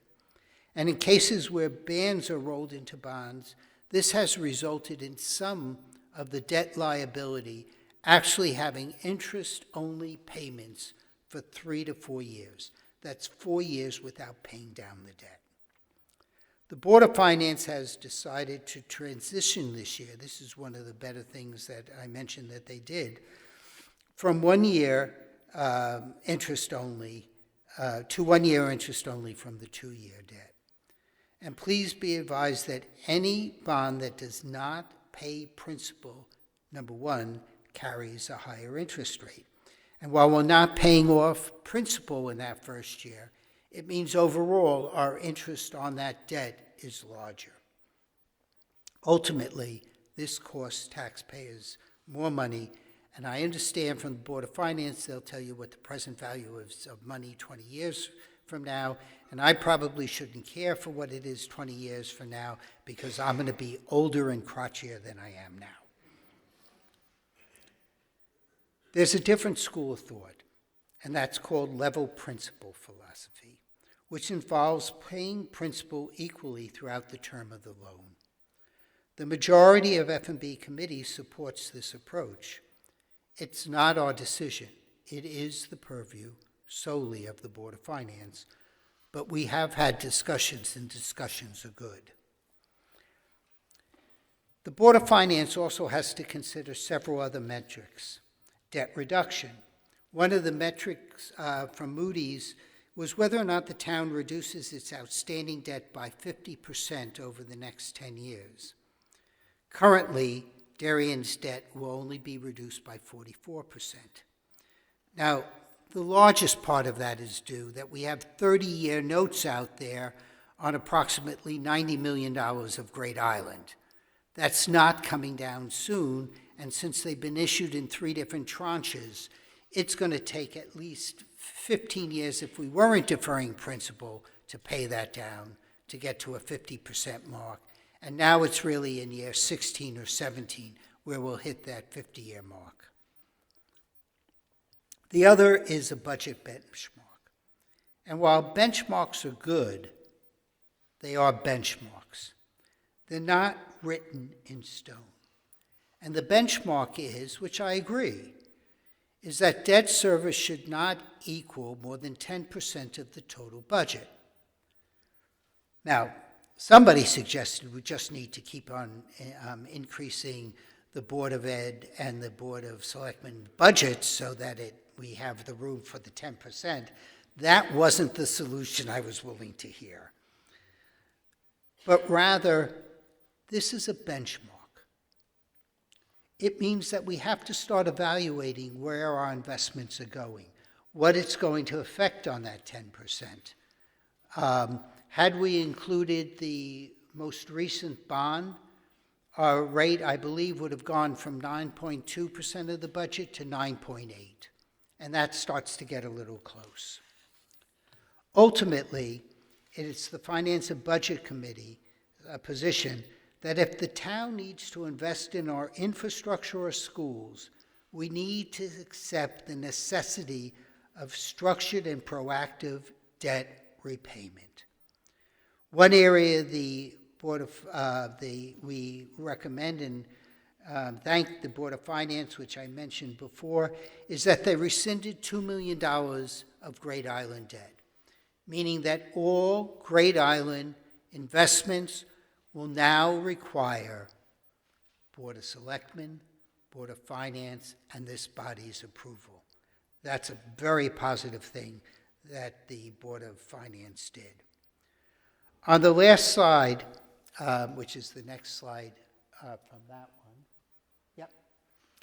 I've used some pro forma numbers.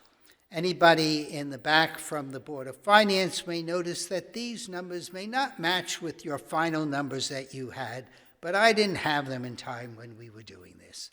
But it gives us a rough idea of where we are in our debt service. So you can see what our outstanding debt is. You can also see for the next couple of years what we're paying down. And so we're trying to match what we're bonding with what we're paying down. That's level debt. But we have some things coming down the road. Saltbacks Lane was mentioned, the dredging, Great Island access, and most importantly, we have a Middlesex school project. And that in and of itself could well throw us over a 10%. So we have to accept that being over 10% may not be the worst thing in the world, and we don't need to shortchange when we're investing in our schools. Overall, I'll say that the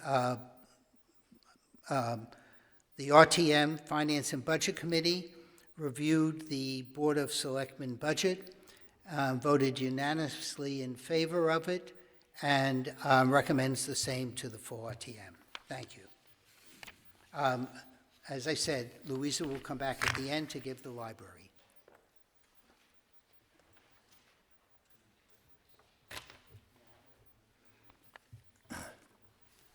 The Board of Selectmen, as you note here, have a number of these departments, and we have a committee that works with each one of these departments, and so the next person to speak would be for Adele Coniff, Chair of Park and Recreation.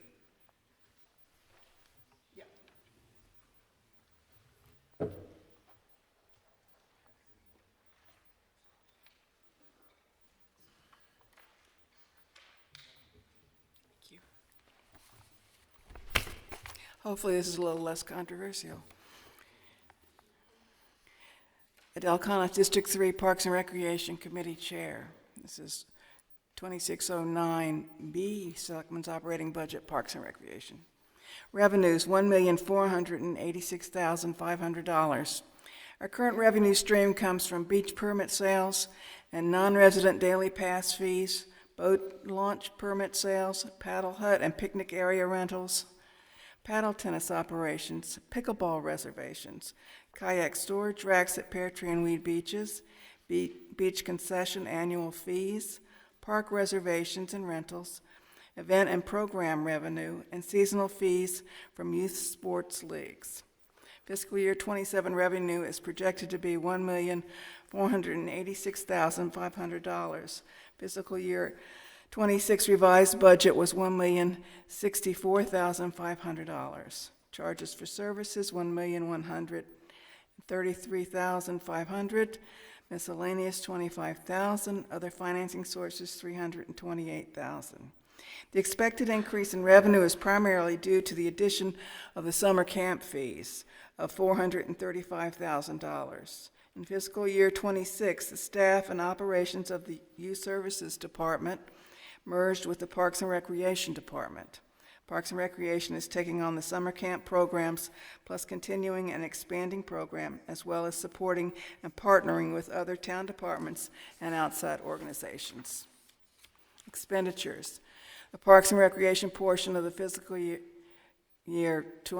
FY27 Selectmen's operating budget is $2,518,060 at a 5.8% increase from the fiscal year 26 revised budget of $2,379,651. The Parks and Recreation Department is responsible for and has jurisdiction for day-to-day operations in our parks. Department personnel maintains 210 acres of parkland as well as other town properties, including Highland Farm, Hecker property, Police Department grounds, and the Fireman's Drill Tower landscape. They also maintain the facilities at Weed Beach, Peartree Beach, Cherry Lawn Park, McGuan Park, Baker Park, Selleck's Woods and Woodland Park nature preserves with the help of the Friends groups, and Town Hall and Holohan Fields.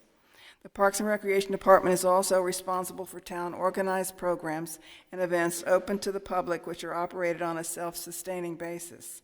Administration, $795,940. Beach and court facilities, $300,834.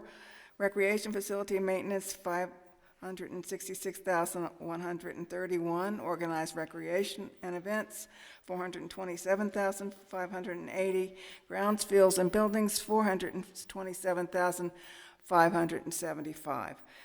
This budget reflects the merging of youth services with the Parks and Recreation Department.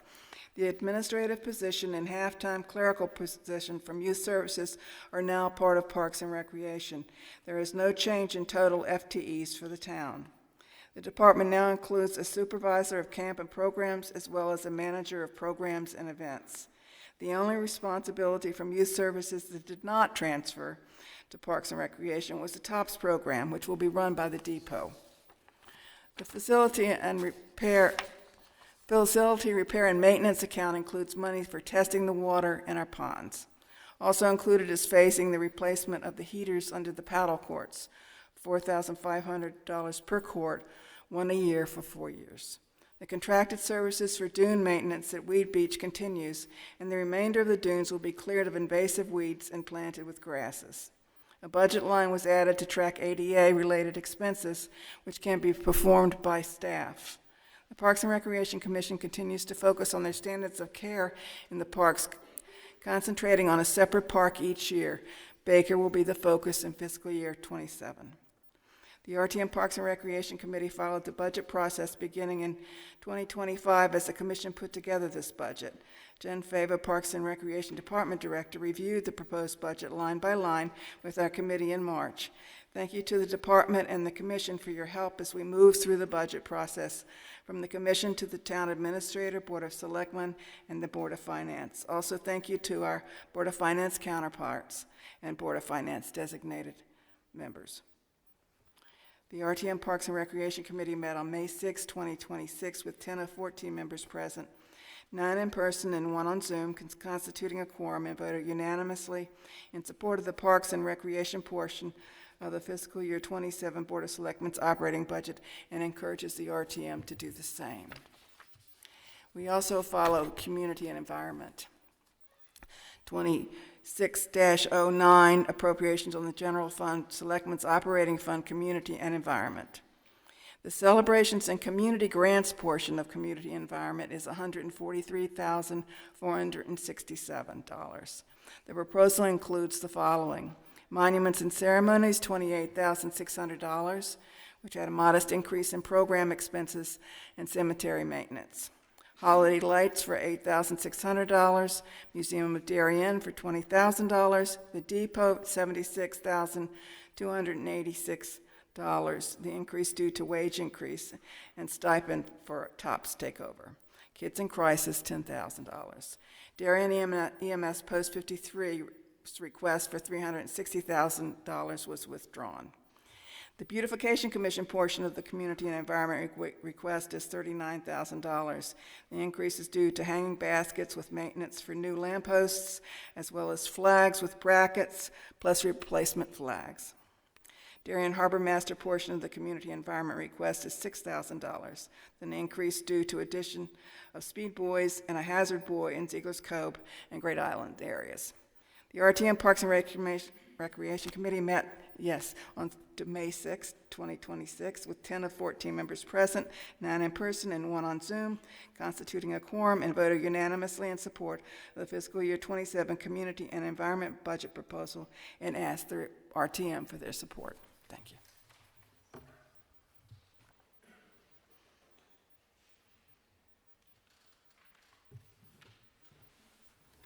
Thank you, Adele. Speaking on behalf of Public Works, Mark Adeletta.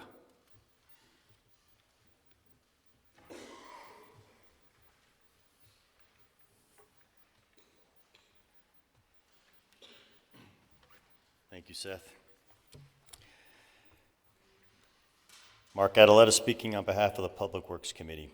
At a regular session of the Public Works Committee on April 30 with 10 of 14 members present, the Public Works Committee considered and voted unanimously to approve the resolution 2609B, the Public Works portion of the operating budget.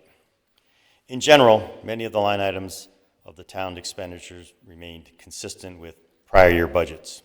That said, I note the overall Public Works budget for fiscal year 2026-27 is materially favorable by over $400,000 when compared to last year, when Public Works related revenues are included. I'll elaborate on that when I get to the revenues section of the discussion. Overall, Public Works operating expenses are up 5.4% or $303,000. There's nothing different, unusual that jumps out from previous years, but here's a few examples of things we looked at. The Public Works Management and Engineering increase is small, and it's a small portion of the budget, up 1%. Roadways and walkway maintenance is up $60,767 or 2.8%, and is mostly related to wages, electricity, and some ice control materials. Waste management is up 8.7% or $171,000. This is primarily driven by higher volumes running through our transfer station. However, you will see in a few moments that this is dwarfed by the increase in corresponding revenues, which help reduce Public Works' net overall operating budget, as I noted. Public building management is up 4.6% or $42,854. This is driven by wages, electricity, and some maintenance costs are contributors as well. Here's a big one. Parking operations and maintenance is up 38.7% or $23,400. This is attributable to the Coons Lot operations being added. Recall, this town lot is not a state property and therefore is not part of the parking commission, which I'll talk about next time I come up here. Associated with this, there's extra credit card fees and electricity in running that lot. Offsetting these operating expenses, Public Works revenues are up 33% or $735,000. This is more than double the increases in expenses I just summarized. Waste management is the largest contributor to this increase, with revenues up 24.9% or $340,000. This is made up of tipping fee rates and usage by haulers, which are projected to be up or are up in the budget over $520,000. That large figure is partially offset by revenues from recyclables, which went to zero. So that's down $180,000, but the town still pays on its MSW, that's municipal solid waste, less for the offset attributable to the recyclables. Parking lot operations revenue are up $397,500. This is due to the other side of bringing the Coons Lot online. The assumption inherent in that estimate is that the lot will stay at $10 per day. There's no projected change in the other revenue from any other lots. Actually, I checked that $397,000 figure for the lot. That seemed high, but if you multiply the number of spaces by the number of business days, subtract a few for holidays, you get pretty close to that, so it meshed in my head. I emphasize this is a tight budget, relies on reduced support from the general fund, as I noted up at the top. I'll defer to Mr. Davis to quantify if or how this benefits the town overall or the mill rate. This operating budget is accomplished while the DPW continues to make meaningful, measurable improvements and expansion of services provided to the town with the same flat level of high-quality personnel and resources. We should all be grateful to Ed and the Public Works Department team for their efforts. The Public Works Committee appreciates the continued high level of service to this core function of town and asks that you vote yes and ratify this item. Thank you.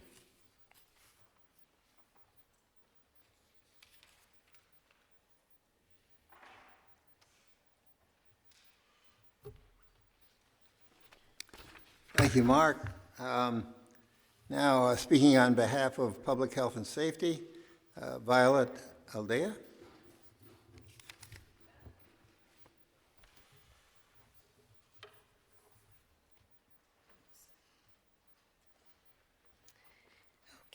All right. Violet Aldea, District 6, Chair of Public Health and Safety.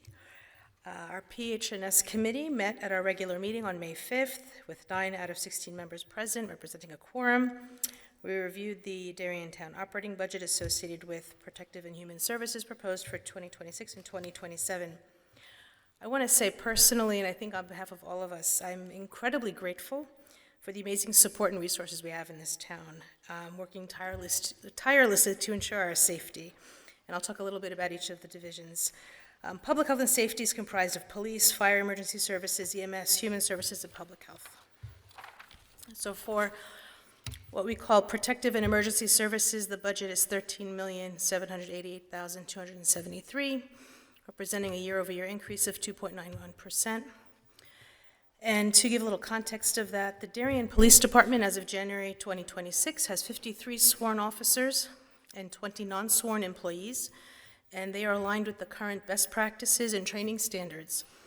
And within that department, with all the services that they perform, there also is some revenue projected to be about $47,800, which is licenses, permits, fines, and charges for other services.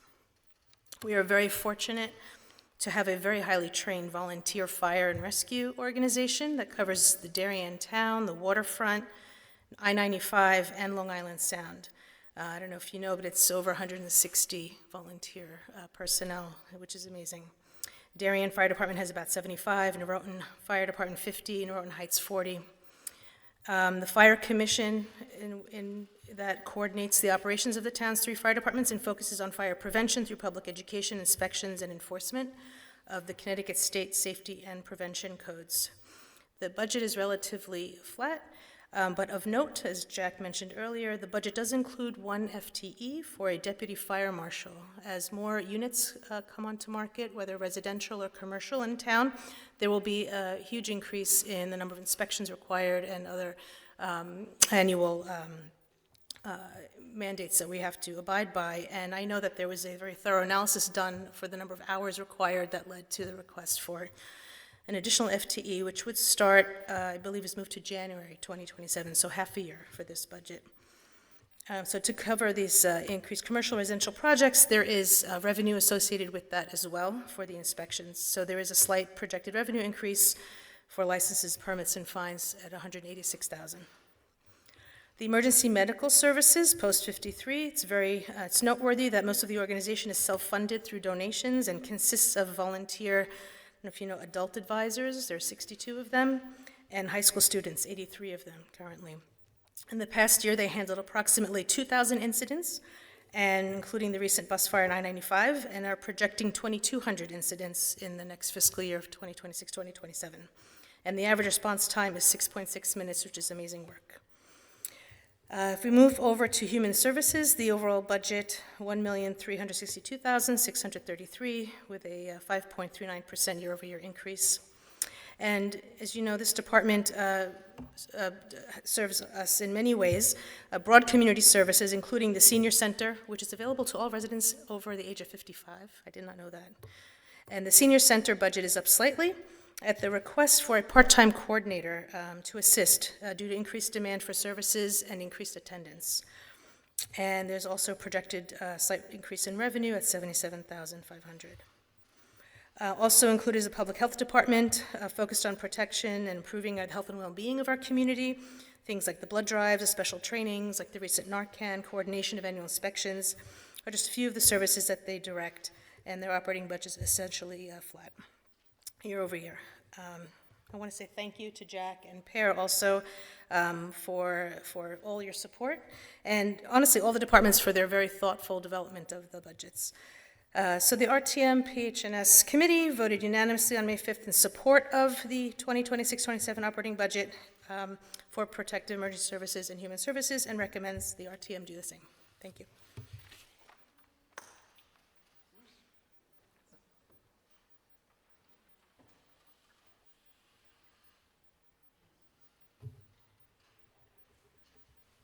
Thank you, Violet. Now, speaking on behalf of Planning, Zoning, and Housing Committee, Amy Zabatakis.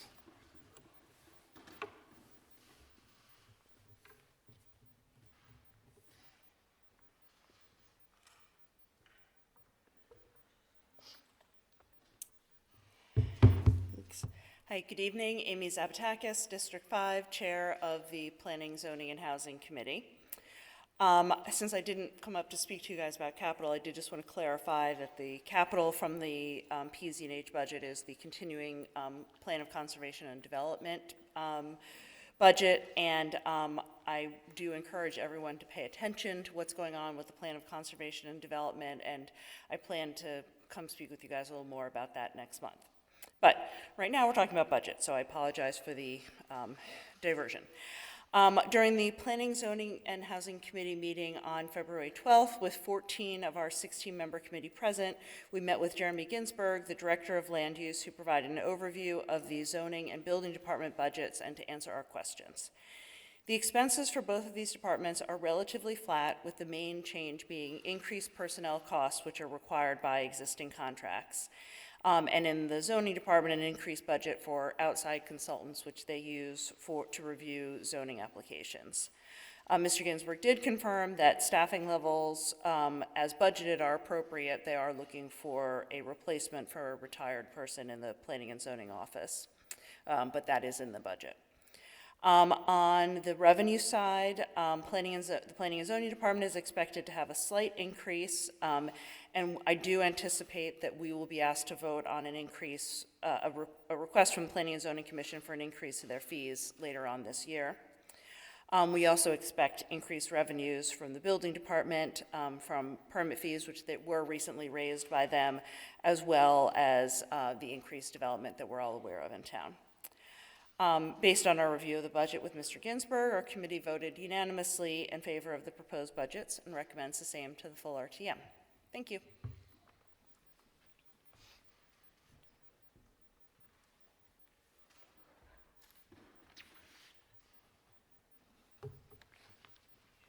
So we thank you, Amy, and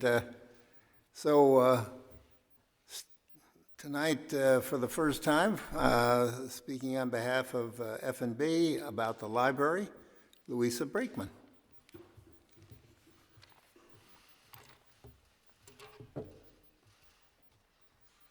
Thank you, Seth.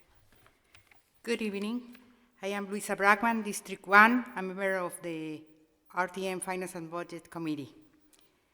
On Monday, April 13, 2026, the Finance and Budget Committee met with 10 out of 14 members present, establishing a quorum to discuss the proposed fiscal year 2027 budget for the Darien Library operations.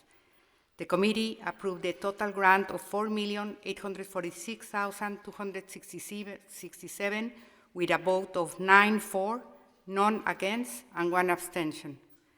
The Darien Library has, for many years, now been ranked one of the finest public libraries in the nation. This achievement wouldn't be possible without the financial resources provided by the town of Darien through this annual grant and its highly effective public-private partnership with the Friends of Darien Library. As a reminder, the library grant only covers the general operations of the library, salaries and benefits, building maintenance, and other essential administrative costs such as insurance. Otherwise, the library relies on donations raised by the Friends of Darien Library that provide essential funding of all other library programming and services, from the books, e-books, and other digital content that can be checked out, to a vast array of daily programs and events for all ages, to free tax preparation and notary service, among others. As a result of this unique partnership, the Darien Library has over 245,000 in-person visitors this past year and hosted over 1,300 free public events and programming. The library fiscal year 2027 is up 156,317 over the last year, or approximately 3.3%. This is mostly attributable to three factors. First, salaries have increased by $88,434, or 2.9% over last year. The library employs about 70 individuals in total, 30 full-time and nearly 40 part-time or seasonal employees. This year's staffing line also includes a modest increase in part-time hours for the library's Twin and Teen Services Department, or roughly half FTE. To attract and keep these highly skilled individuals, the library implemented a 5-year strategy to meet and sustain appropriate compensation for its professional staff based on benchmark data for Fairfield County. This is the 5th and final year of that plan, and the library has achieved that goal. Going forward, it is the library's intention to maintain that competitive position on an ongoing basis. Second, benefits have increased by $44,438, or 4.1% over last year. This is mostly a result of rising healthcare premiums that are up 10.2% and was partially offset by a reduction in town retirement costs, which are down 15.5%. Library employees are part of the town pension plan, but not the town's health plan. Instead, they are members of the Connecticut State Partnership Plan 2.0. This is reviewed regularly and currently remains a lower-cost alternative health plan for the library. Third, building operations have increased by $20,000, or 5% over last year. This is primarily a result of rising electricity costs of 4% and rising natural gas expenses, in addition to higher maintenance, repair, and supply costs.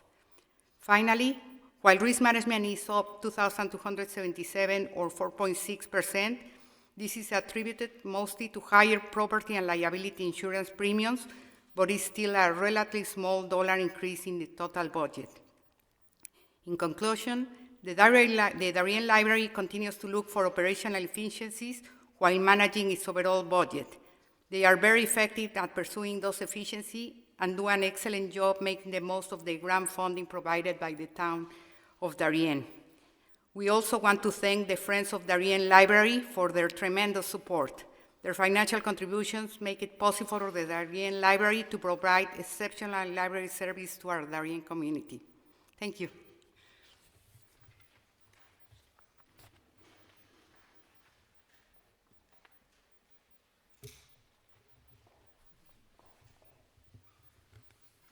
Nice going, Louisa. Well, any comments from town officials on this? I think we've called all the town committees. Apologies, David.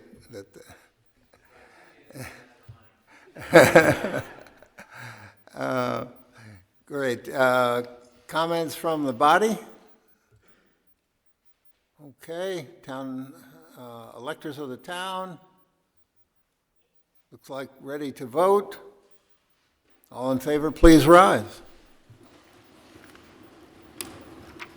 Item 2609 as amended, passed 79 in favor, 1 no, 1 abstention.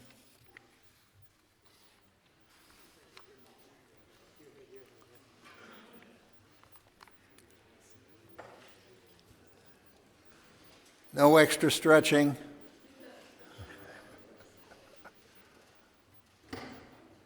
Okay, no votes, please.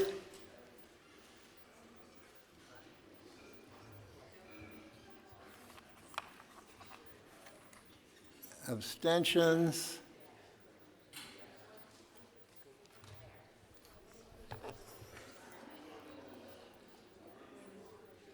Okay, we'll move on to 2609C, Education Operating Budget. Speaking on behalf of the Education Committee, Liza Lucas.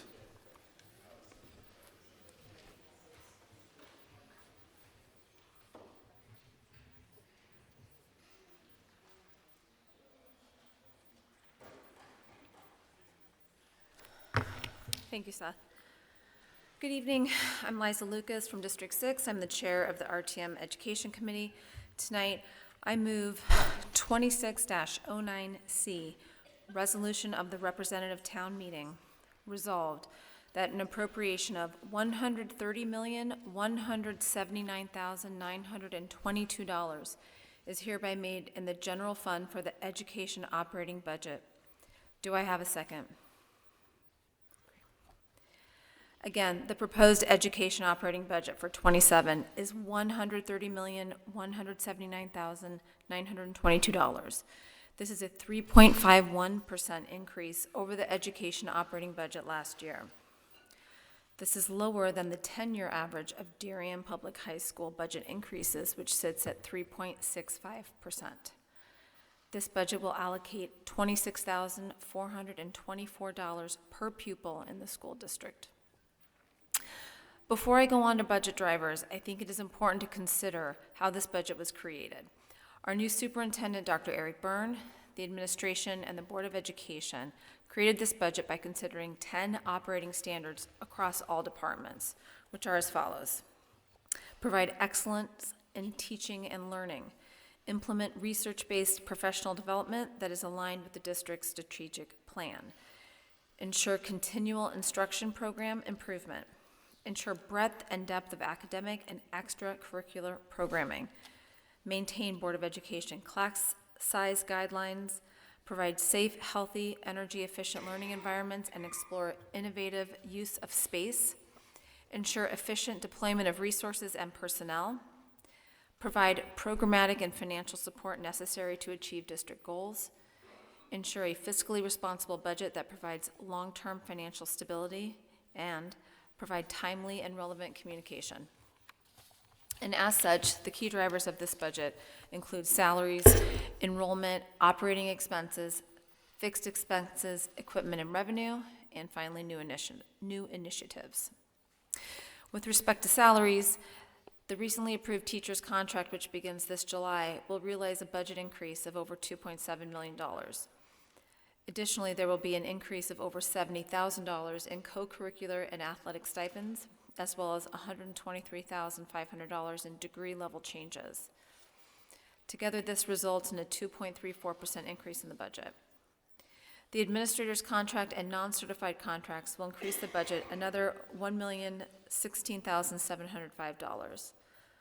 More days in June for extended school year created a need for additional staffing at an increase of over $88,000. Finally, the wellness coordinator, as a result of grant compression, will increase just over $24,000.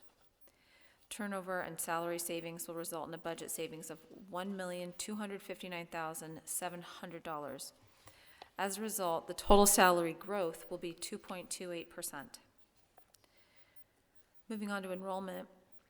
Because of an increase in enrollment, 2 full-time elementary teachers will be added, 1 each at Hindley and Holmes elementary schools, totaling $158,500, along with a full-time special education teacher at Middlesex Middle School and a .2 full-time employee, or FTE, for an early learning program psychologist totaling $102,800.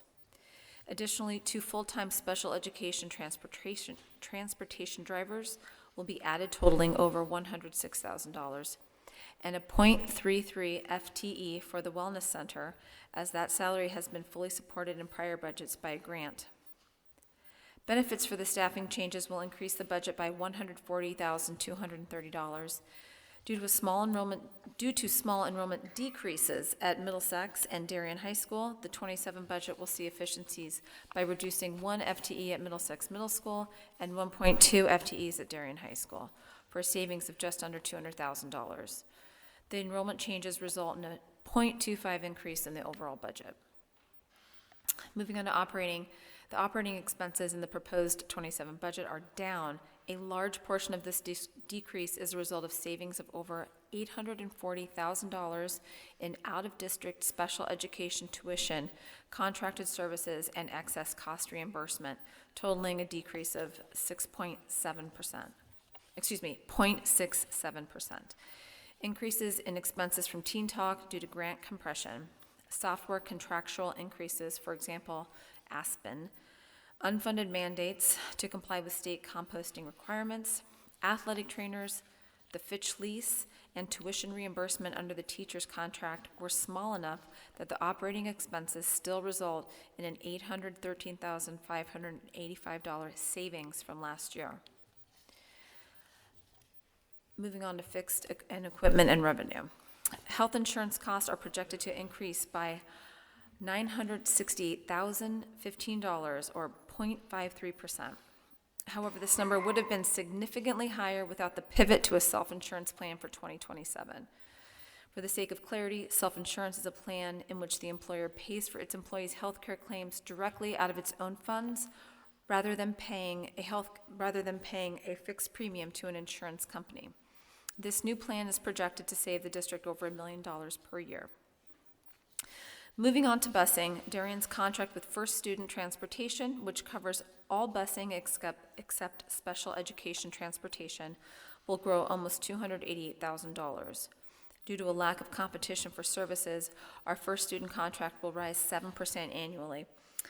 In addition, we must transition 5 buses per year of our 25-bus fleet to propane in order to comply with the Connecticut Clean Air Act. Moving on, a 30% jump in the electricity supplier rate, which has pushed electricity prices up $143,000 from last year, will increase the utilities budget by 0.19%. There will be increases in workers' comp insurance and technology equipment, offset by small savings with respect to pension and other benefits and revenue excluding ECR. In total, these cost centers grow the 2027 budget by 0.83%. Moving on to new initiatives. New initiatives include 5 full-time elementary instructional coaches at an increase of $682,899. These teaching professionals will provide targeted job-embedded support for teachers, helping to implement best practices for instruction, assessment, and data analysis.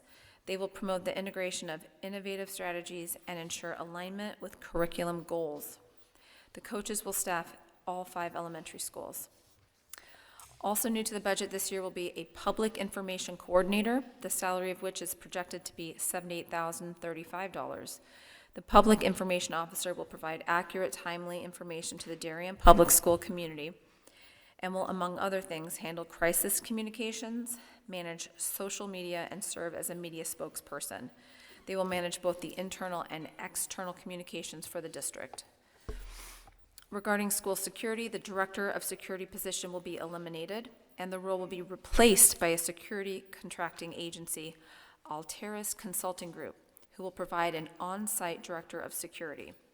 Importantly, the Darien Police Department reviewed and approved this vendor. This reduction of 1 full-time employee is offset by the new security contract, with the resulting budget increase of just over $18,000. How does the proposed education operating budget compare to our peers? The proposed 3.51% budget increase is the lowest budget increase in our DIRG A. For the sake of clarity, DIRG A stands for District Reference Group and comprises districts with similar socioeconomic status and need, such as New Canaan, Ridgefield, Wilton, and Westport. The DIRG A average increase this year is 4.27%. The proposed budget is a product of a revised budget process for 2027 that included 3 Board of Education budget area focused meetings rather than 1 Super Saturday event. The process was efficient and allowed for ample time for questions and answers at the board table. The superintendent met twice with the RTM Education Committee during the budget season, and we were able to discuss budget questions in real time with Board of Education members.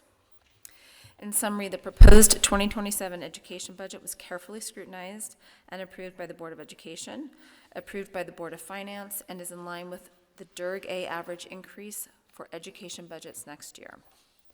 The RTM Education Committee met on Monday, May 4th, 2026, with 10 of 14 members present, constituting a quorum. We voted unanimously to approve the 2027 education operating budget and recommend the full RTM to do the same. Thank you.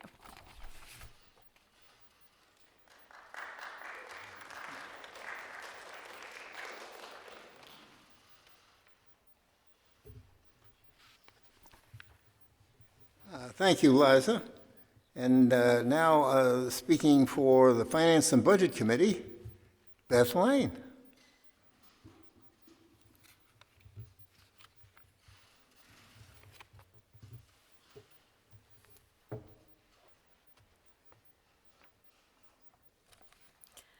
Good evening. I'm Beth Lane, District 3, one of the vice chairs of the Finance and Budget Committee for the Education Budget, along with Peter Orfanos from District 6, who unfortunately was called away on business this evening, so I get to give this speech. What we want to say first is that we had a very satisfactory year with respect to the education budget. We don't want to review matters discussed by our Education Committee colleagues through Chair Liza Lucas as we commend her comprehensive report. But before we get into the meat of the budget, a quick reminder, the RTM's review of the budget process is integral to our role in town government. We have to remember that our oversight with respect to the school budget is not program-based. Our authority is limited to reviewing and, if need be, cutting dollar amounts rather than specific programs. We do have authority to review and cut capital expenditures, as we do with the town. In September, Jack Davis, Peter, and I met then acting Superintendent Eric Byrne, along with Robin Nelson, who's the chair of the Board of Education. We advocated a budget proposal that had a coherent theme, connected expenditures with specific justifications, and that was in alignment with district goals and objectives. We were candid with Dr. Byrne. Several preceding budgets were lacking in this regard. He indicated that he was open to reviewing both new and existing programs with a critical eye.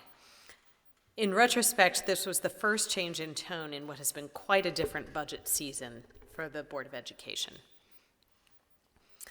The Board of Ed approved a budget of $130,179,922 and submitted it to the Board of Finance, which approved it without alteration. Of the increase over the current year budget, approximately $4 million, or 3.21% of the increase, is due to core growth.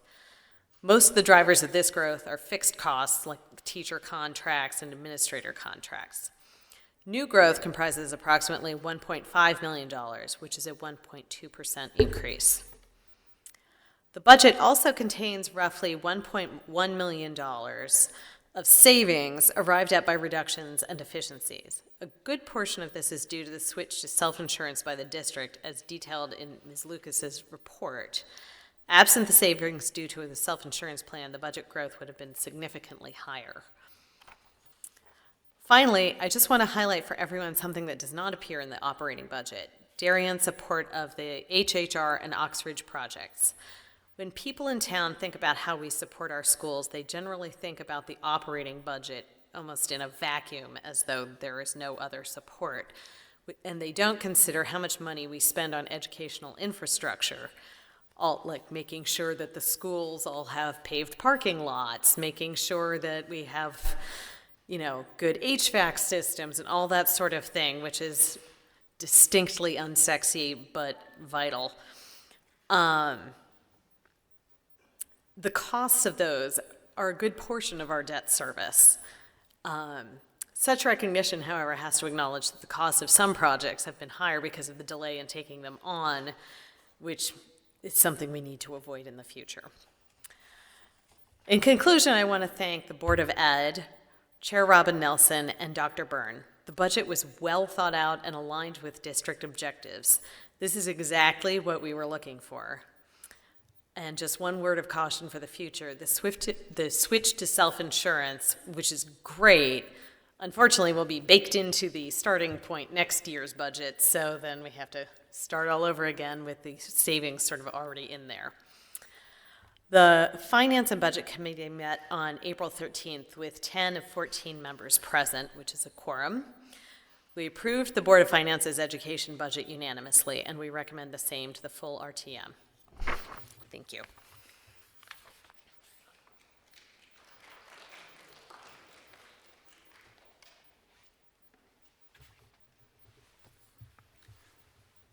Thank you, Beth. Are there any other committees that wish to report on this? I didn't see any hands. Town officials? Thoughts?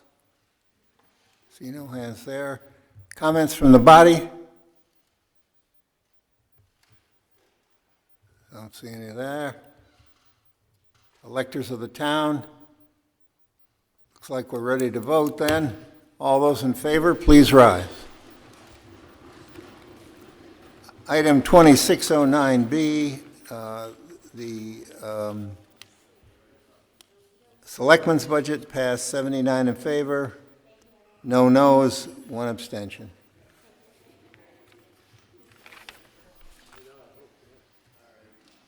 Okay. No votes? Jack's getting impatient. Abstentions? While we're counting, we'll move on to the next item, which is mathematical. Speaking on behalf of F&B, Jack Davis.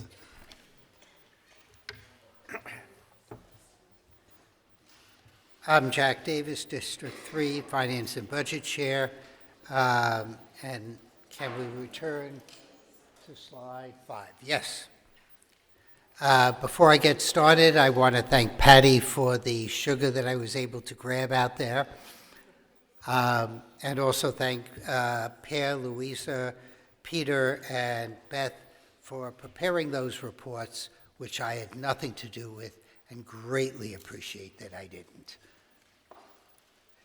I move the reading of Resolution 2609D, resolve that the above appropriations totaling $190,961,825 are for the purpose of meeting the expenses of the town of Darien for the fiscal year commencing July 1st, 2026 and ending June 30th, 2027, as shown by the budget this day approved. Do I have a second? Patty. There are 2 parts to calculating the mill rate. A mill rate for the general fund, which is the operating, and a mill rate for the reserve for capital and non-recurring expenditures, or capital projects. When the town receives tax payments, each fund is allocated to their respective percentage of that final mill rate into those funds. The RTM approved the reserve fund for capital non-recurring expenditures mill rate when a starting point when we approved the 2609A. Resolution 269D is the approval of the operating budget, specifically 2609B, the Board of Selectmen operating budget, and the 2609C, the Board of Ed operating budget, which we just approved. Those 2 operating budgets constitute the starting point for calculating the general fund mill rate.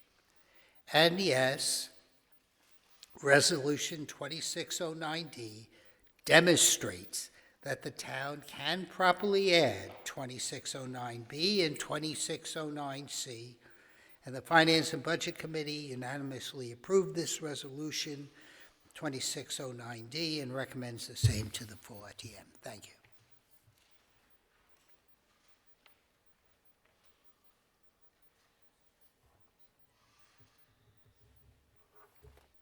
Thank you, Jack. Any comments, debate? Okay, looks like you're ready to vote. All those in favor, please rise.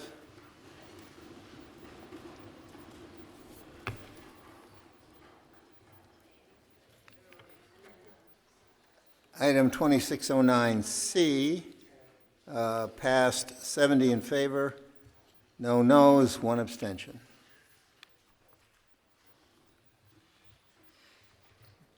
No votes, please.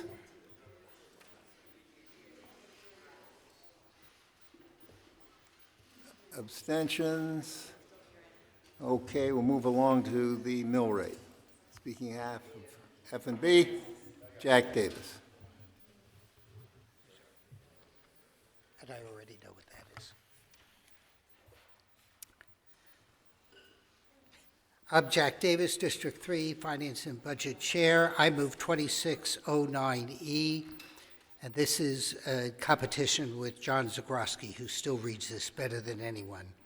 Resolved that the tax of 1606 mills, and I have a question for Wayne, is hereby levied upon the last complete grand list of the town with a total net assessment of $11,331,239,310 on the property as of October 1st, 2025, payable in 2 equal annual installments, the first installment to become due and payable on July 1st, 2026, and the second installment to become due and payable on July 1st, 2027, provided that, however, 1, any taxpayer may pay both of said installments on July 1st, 2026.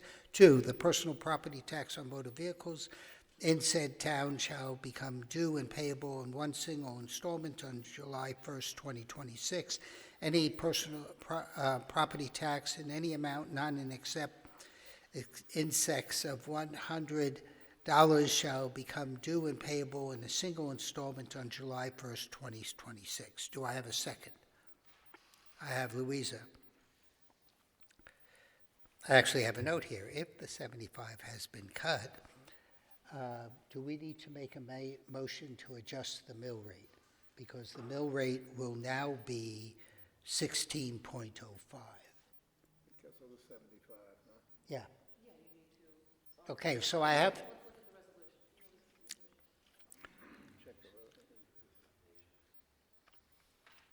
We could do it and do it quickly.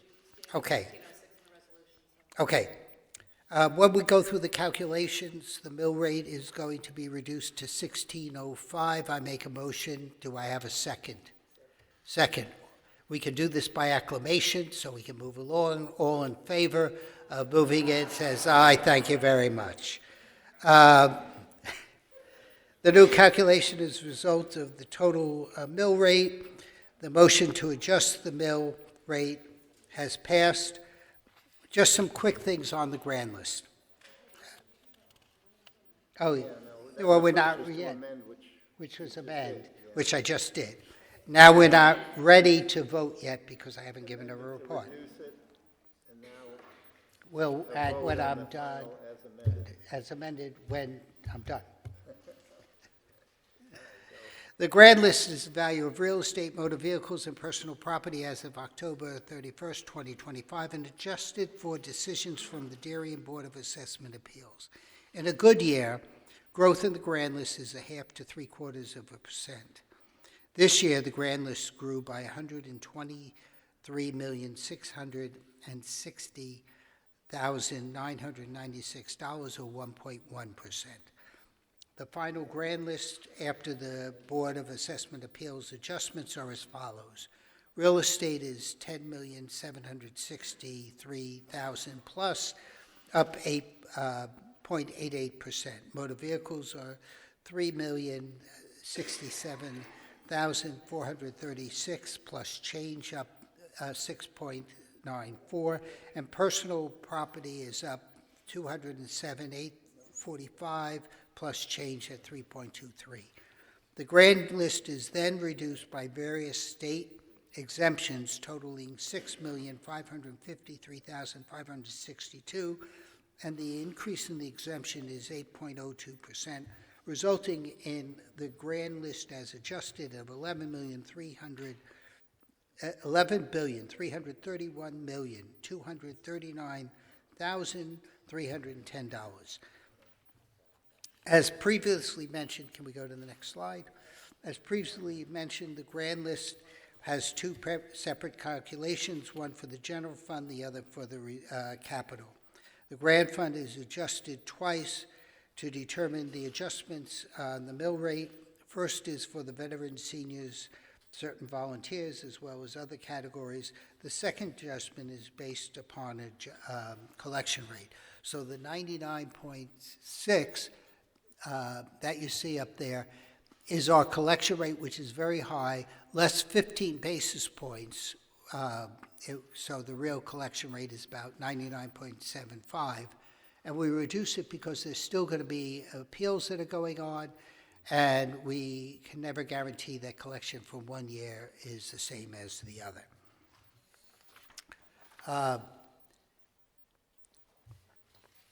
The next step is to determine the amounts to be raised through taxes for the general fund. Next slide. On that slide, you'll see that the town revenue is deducted from the total appropriation in the general fund that this body approved in 2609D, which was the $191,961,825. The projected revenue for the budget year for 27 is $14,686,706, down slightly by $161,000 or 1%.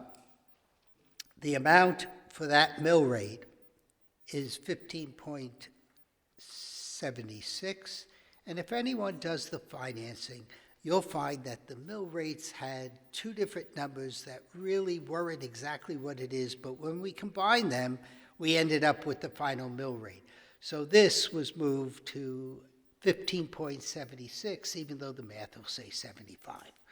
The second mill rate, next slide, is for the taxes to be raised, and there's certain reductions there which include the revenue that's there for state grants, interest, and rental income.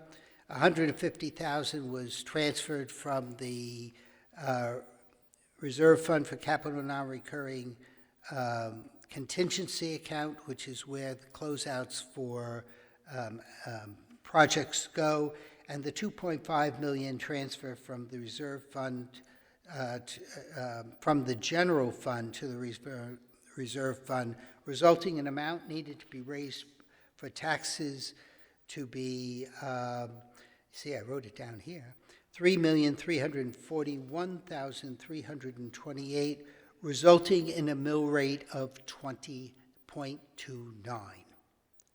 The combination of the funds to be raised for the general fund, the operating budgets, and the capital is now 16.05.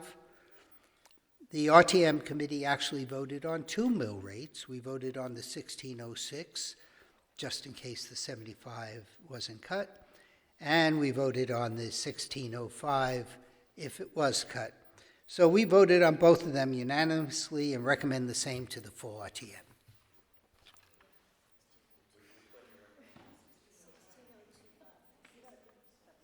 No, it's now 1605.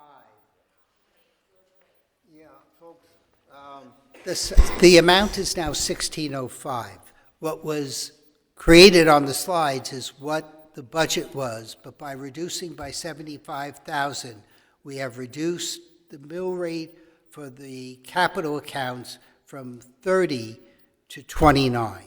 And so when you add the 29 with the 1576, we end up with a new mill rate of 1605, which we approved by acclamation.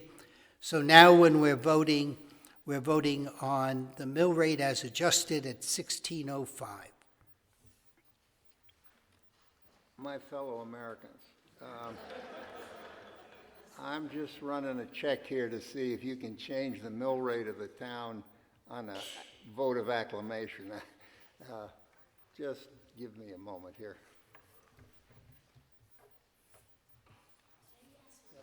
Yeah, wait.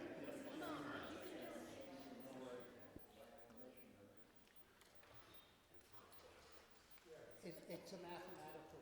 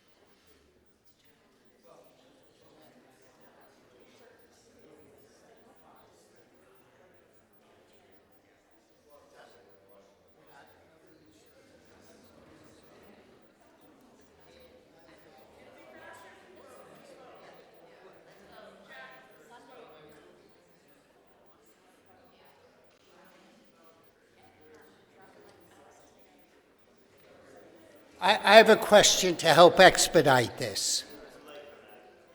Yeah, really. I have an answer, Jack. All right. Since we are voting through with a normal standing vote for the final number, that in a sense ratifies the amendment. So we'll just proceed. That's why we get paid the big bucks up here. We're giving you a 10% raise. Okay, so other committees have anything to say? All right. The body, town officials, electors. Looks like you're ready to vote. All in favor, please rise.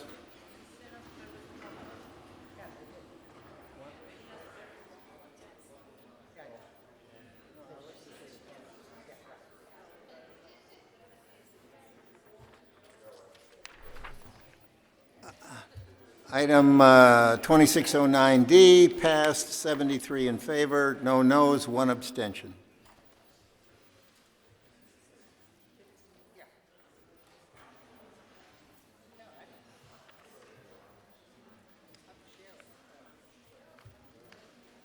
We got no votes,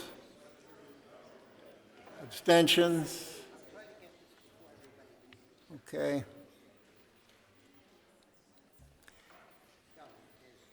While we're counting here, we'll move on to item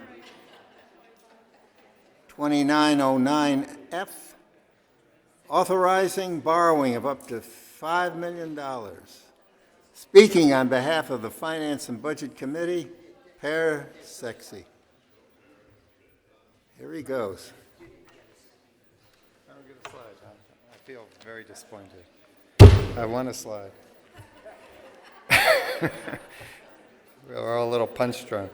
I am Per Sexa, District 4, Vice Chair of the RTM Finance and Budget Committee. I move Resolution 26-09F and will read the resolution.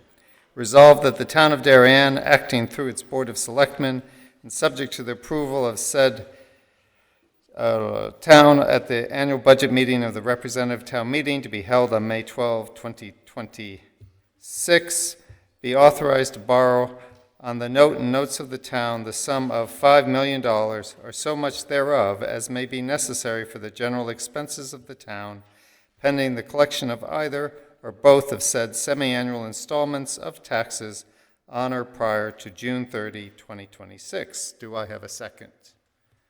Louisa. This authorization is part of each annual budget resolution. It authorizes the town to issue short-term tax anticipation borrowings up to $5 million without seeking future RTM approval, as this body will authorize such borrowings tonight. This authorization allows the town to fund the budget in the event there is a timing difference between tax collections and expenditures. Although the town has not needed to utilize this authority in recent history, it gives the town the necessary flexibility to do so. The RTM Finance and Budget Committee voted unanimously to approve this resolution and recommends the same to the full RTM. Thank you.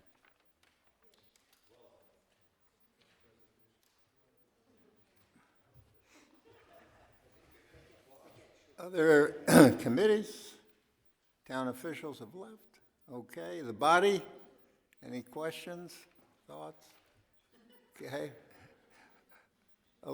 Electors of the town, I see no one there. All those in favor, please rise.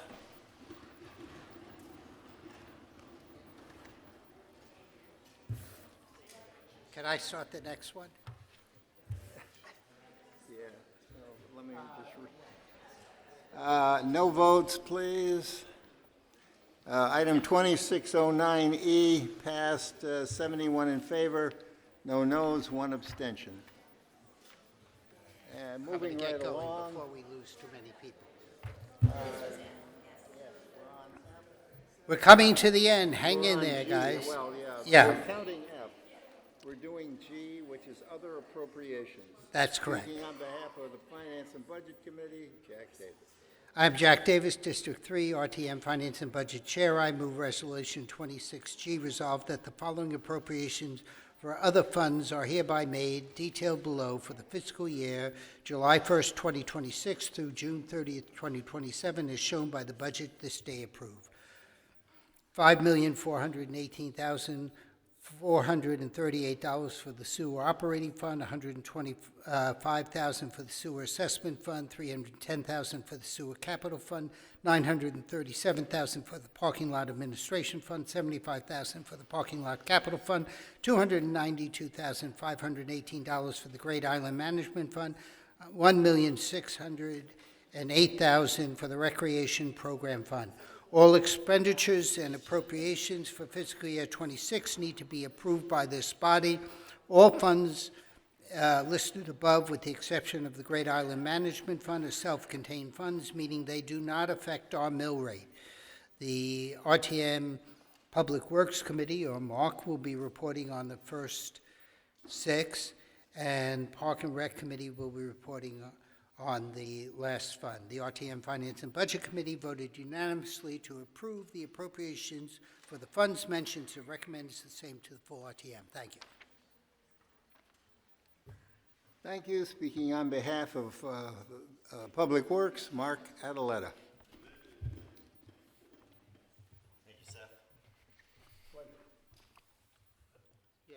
On April 30, with 10 of 14 members present, the Public Works Committee considered and voted unanimously to recommend to the full RTM all 6 of these fund budgets.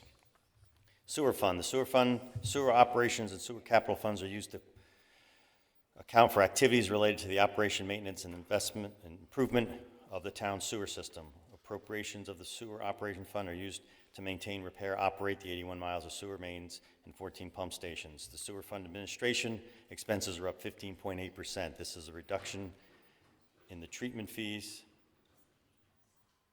paid to Stanford. This is funding a $230,000 transfer to the sewer capital fund. Nothing else noteworthy was in that budget.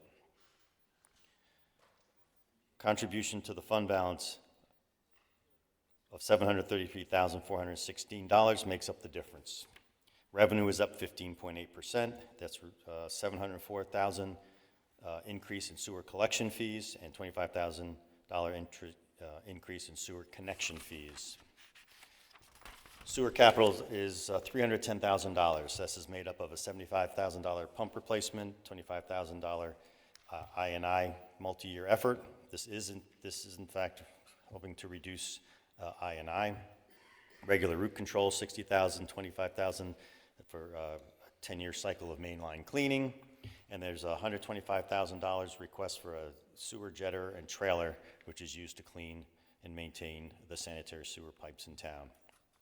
The Public Works Department has taken this work in-house as opposed to purchasing from an outside vendor. The parking funds. Parking operations, parking capital funds are used to account for activities related to operation and maintenance and improvement of the parking facilities located on state property in Darien and Norotan Heights Railroad stations and the Mechanic Street parking lot. Parking operation funds support the parking permit, daily parking fees, and other parking-related revenues. The Parking Operations Fund operating expenses are up $931,000. Operating expenses are $931,000 in total, down 1%. There is an $8,000 increase for maintenance, offset by a reduction in personal services. The increase is attributable to now having to maintain the Darien Railroad Station elevator, which is expected to be online. Employee costs make up about $10,000. Revenues on the premises are projected to be flat. Parking tickets are down, not sure why, $10,000. A lack of a concession stand is resulting in $4,800 less in revenues. Parking capital, $75,000 budget is for resurfacing the Norotan Heights Railroad Station drop-off area. Great Island Operating Fund. The Great Island Operating Fund is used to account for the activities related to operations and maintenance of the Great Island town property. Great Island Buildings and Grounds is showing a reduction of 14.2% or $48,000. Why? $35,000 of it is attributable to a more favorable terms on the ground maintenance contract with the third-party vendor. $16,800 of the reduction is due to lower fuel heating, with buildings being winterized or shut down a full year. I believe there's one building that still has a tenant. These reductions are partly offset by an increase of $20,000 attributable to higher repair costs. I will note that there is no ancillary revenue. A couple years ago, there was some revenue from a film permit and maybe some other small activities. Recall that these operating expenses are funded by a transfer from the fund balance of $101,000 this year, which is $162,000 less than last year, with the remaining $191,000 shortfall made up by a transfer from the general fund, which is $114,483 greater than last year. Public Works Committee appreciates the continued high level of services by the DPW and encourages you to vote yes for all 6 of these items. Thank you.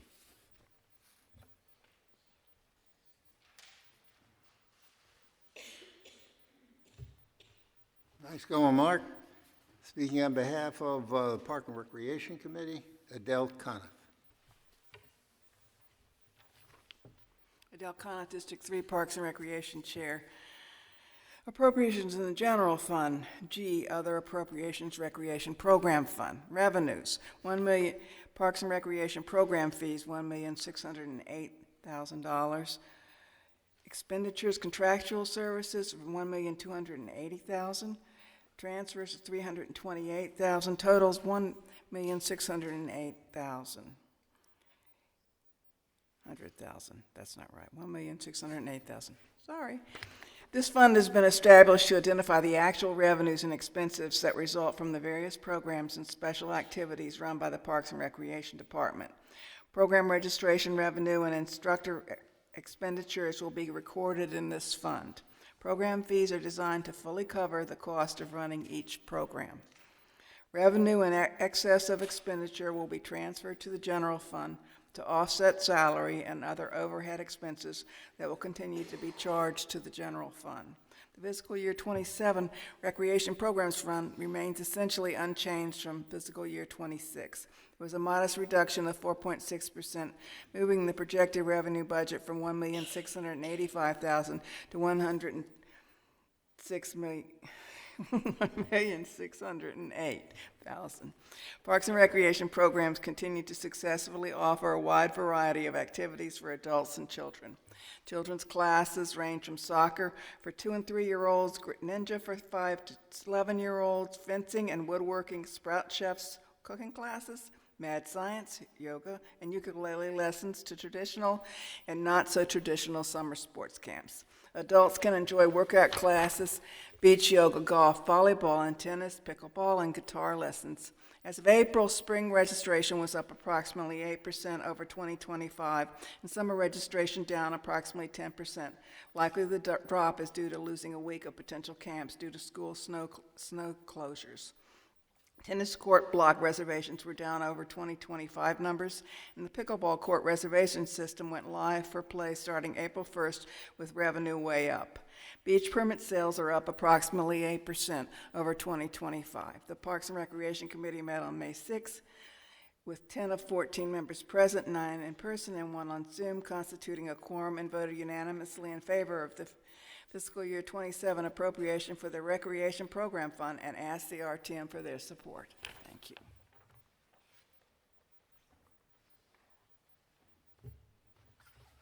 Thank you, Adele.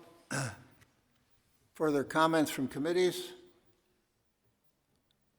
Comments from the body? Ready to vote on the 7 items? All in favor, please rise.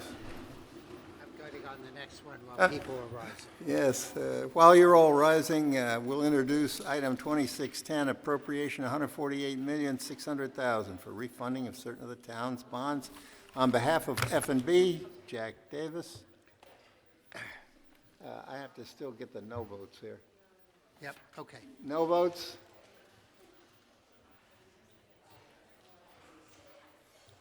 Abstentions?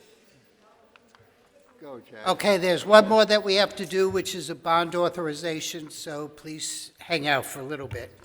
I'm Jack Davis, District 3, RTM Finance and Budget Chair. I move the last resolution of the night appropriating $149,600,000 to refund certain of the town's outstanding bonds and authorize the issuance of refunding bonds or amounts available in unassigned fund balance to finance such appropriation. Do I have a second? Thank you. If there's no objection, I will waive reading this resolution. It's long. We do this resolution each year. The resolution authorizes the town to refund and authorize the issuance of refunding bonds or amounts available in unassigned balance, the general fund to refinance such appropriations. The authorization is for $148,600,000. Such refinancing from the town's general obligations include, but not limited to, the town's general obligations, bonds issued in 2016, 17, 19, 20, 22, 23, 24, and 25, referred to as the prior bonds, together with the costs of issuance, including but not limited to any applicable consulting fees, legal fees, trustee and escrow agent fees, investment fees, verification fees, underwriting fees, or other financing or transactional costs of other expenses related to the payment or redemption of such bonds for the purposes of refunding them. Upon approving this resolution, any authorized but unissued portions of previous refunding authorizations from last year's Resolution 25-15 are hereby rescinded. I hope we have significantly bored you that you are now happy. The RTM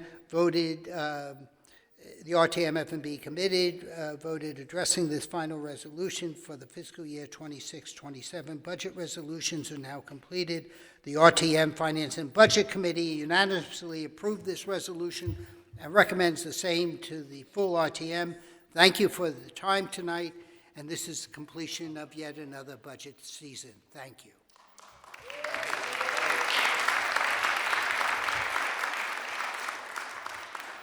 Great job, everybody. Any comments on this last item? No debate. Looks like you're ready to vote. All in favor, please rise. Do not leave until I get the count on this last item.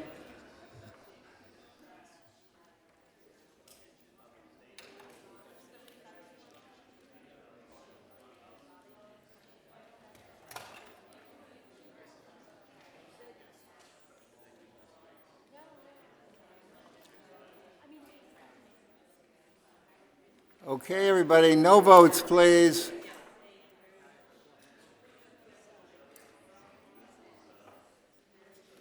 Abstentions.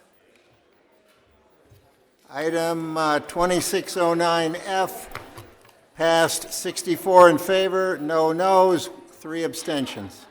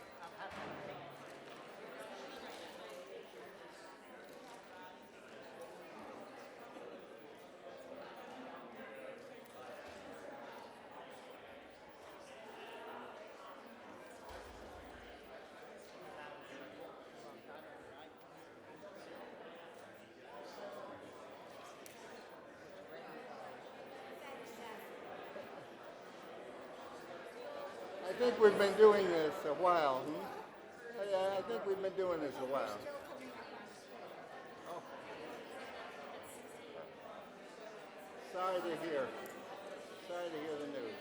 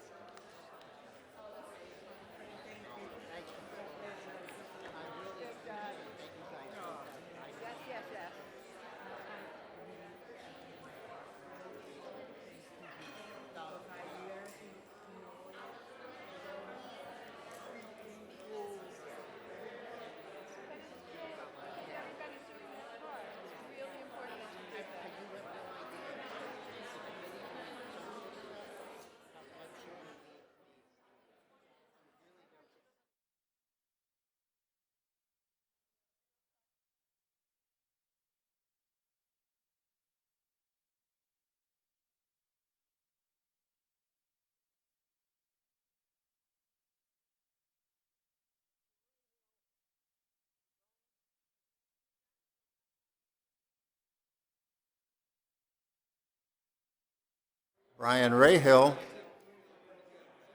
Brian Rahill.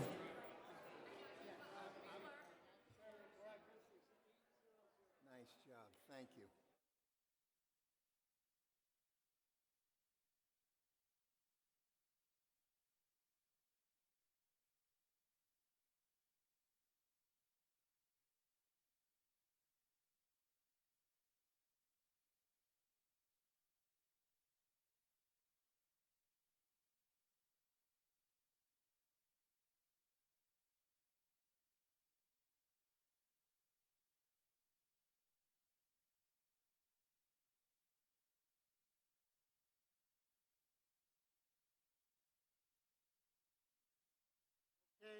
Item 2610 passes 61 in favor, no noes, 3 abstentions.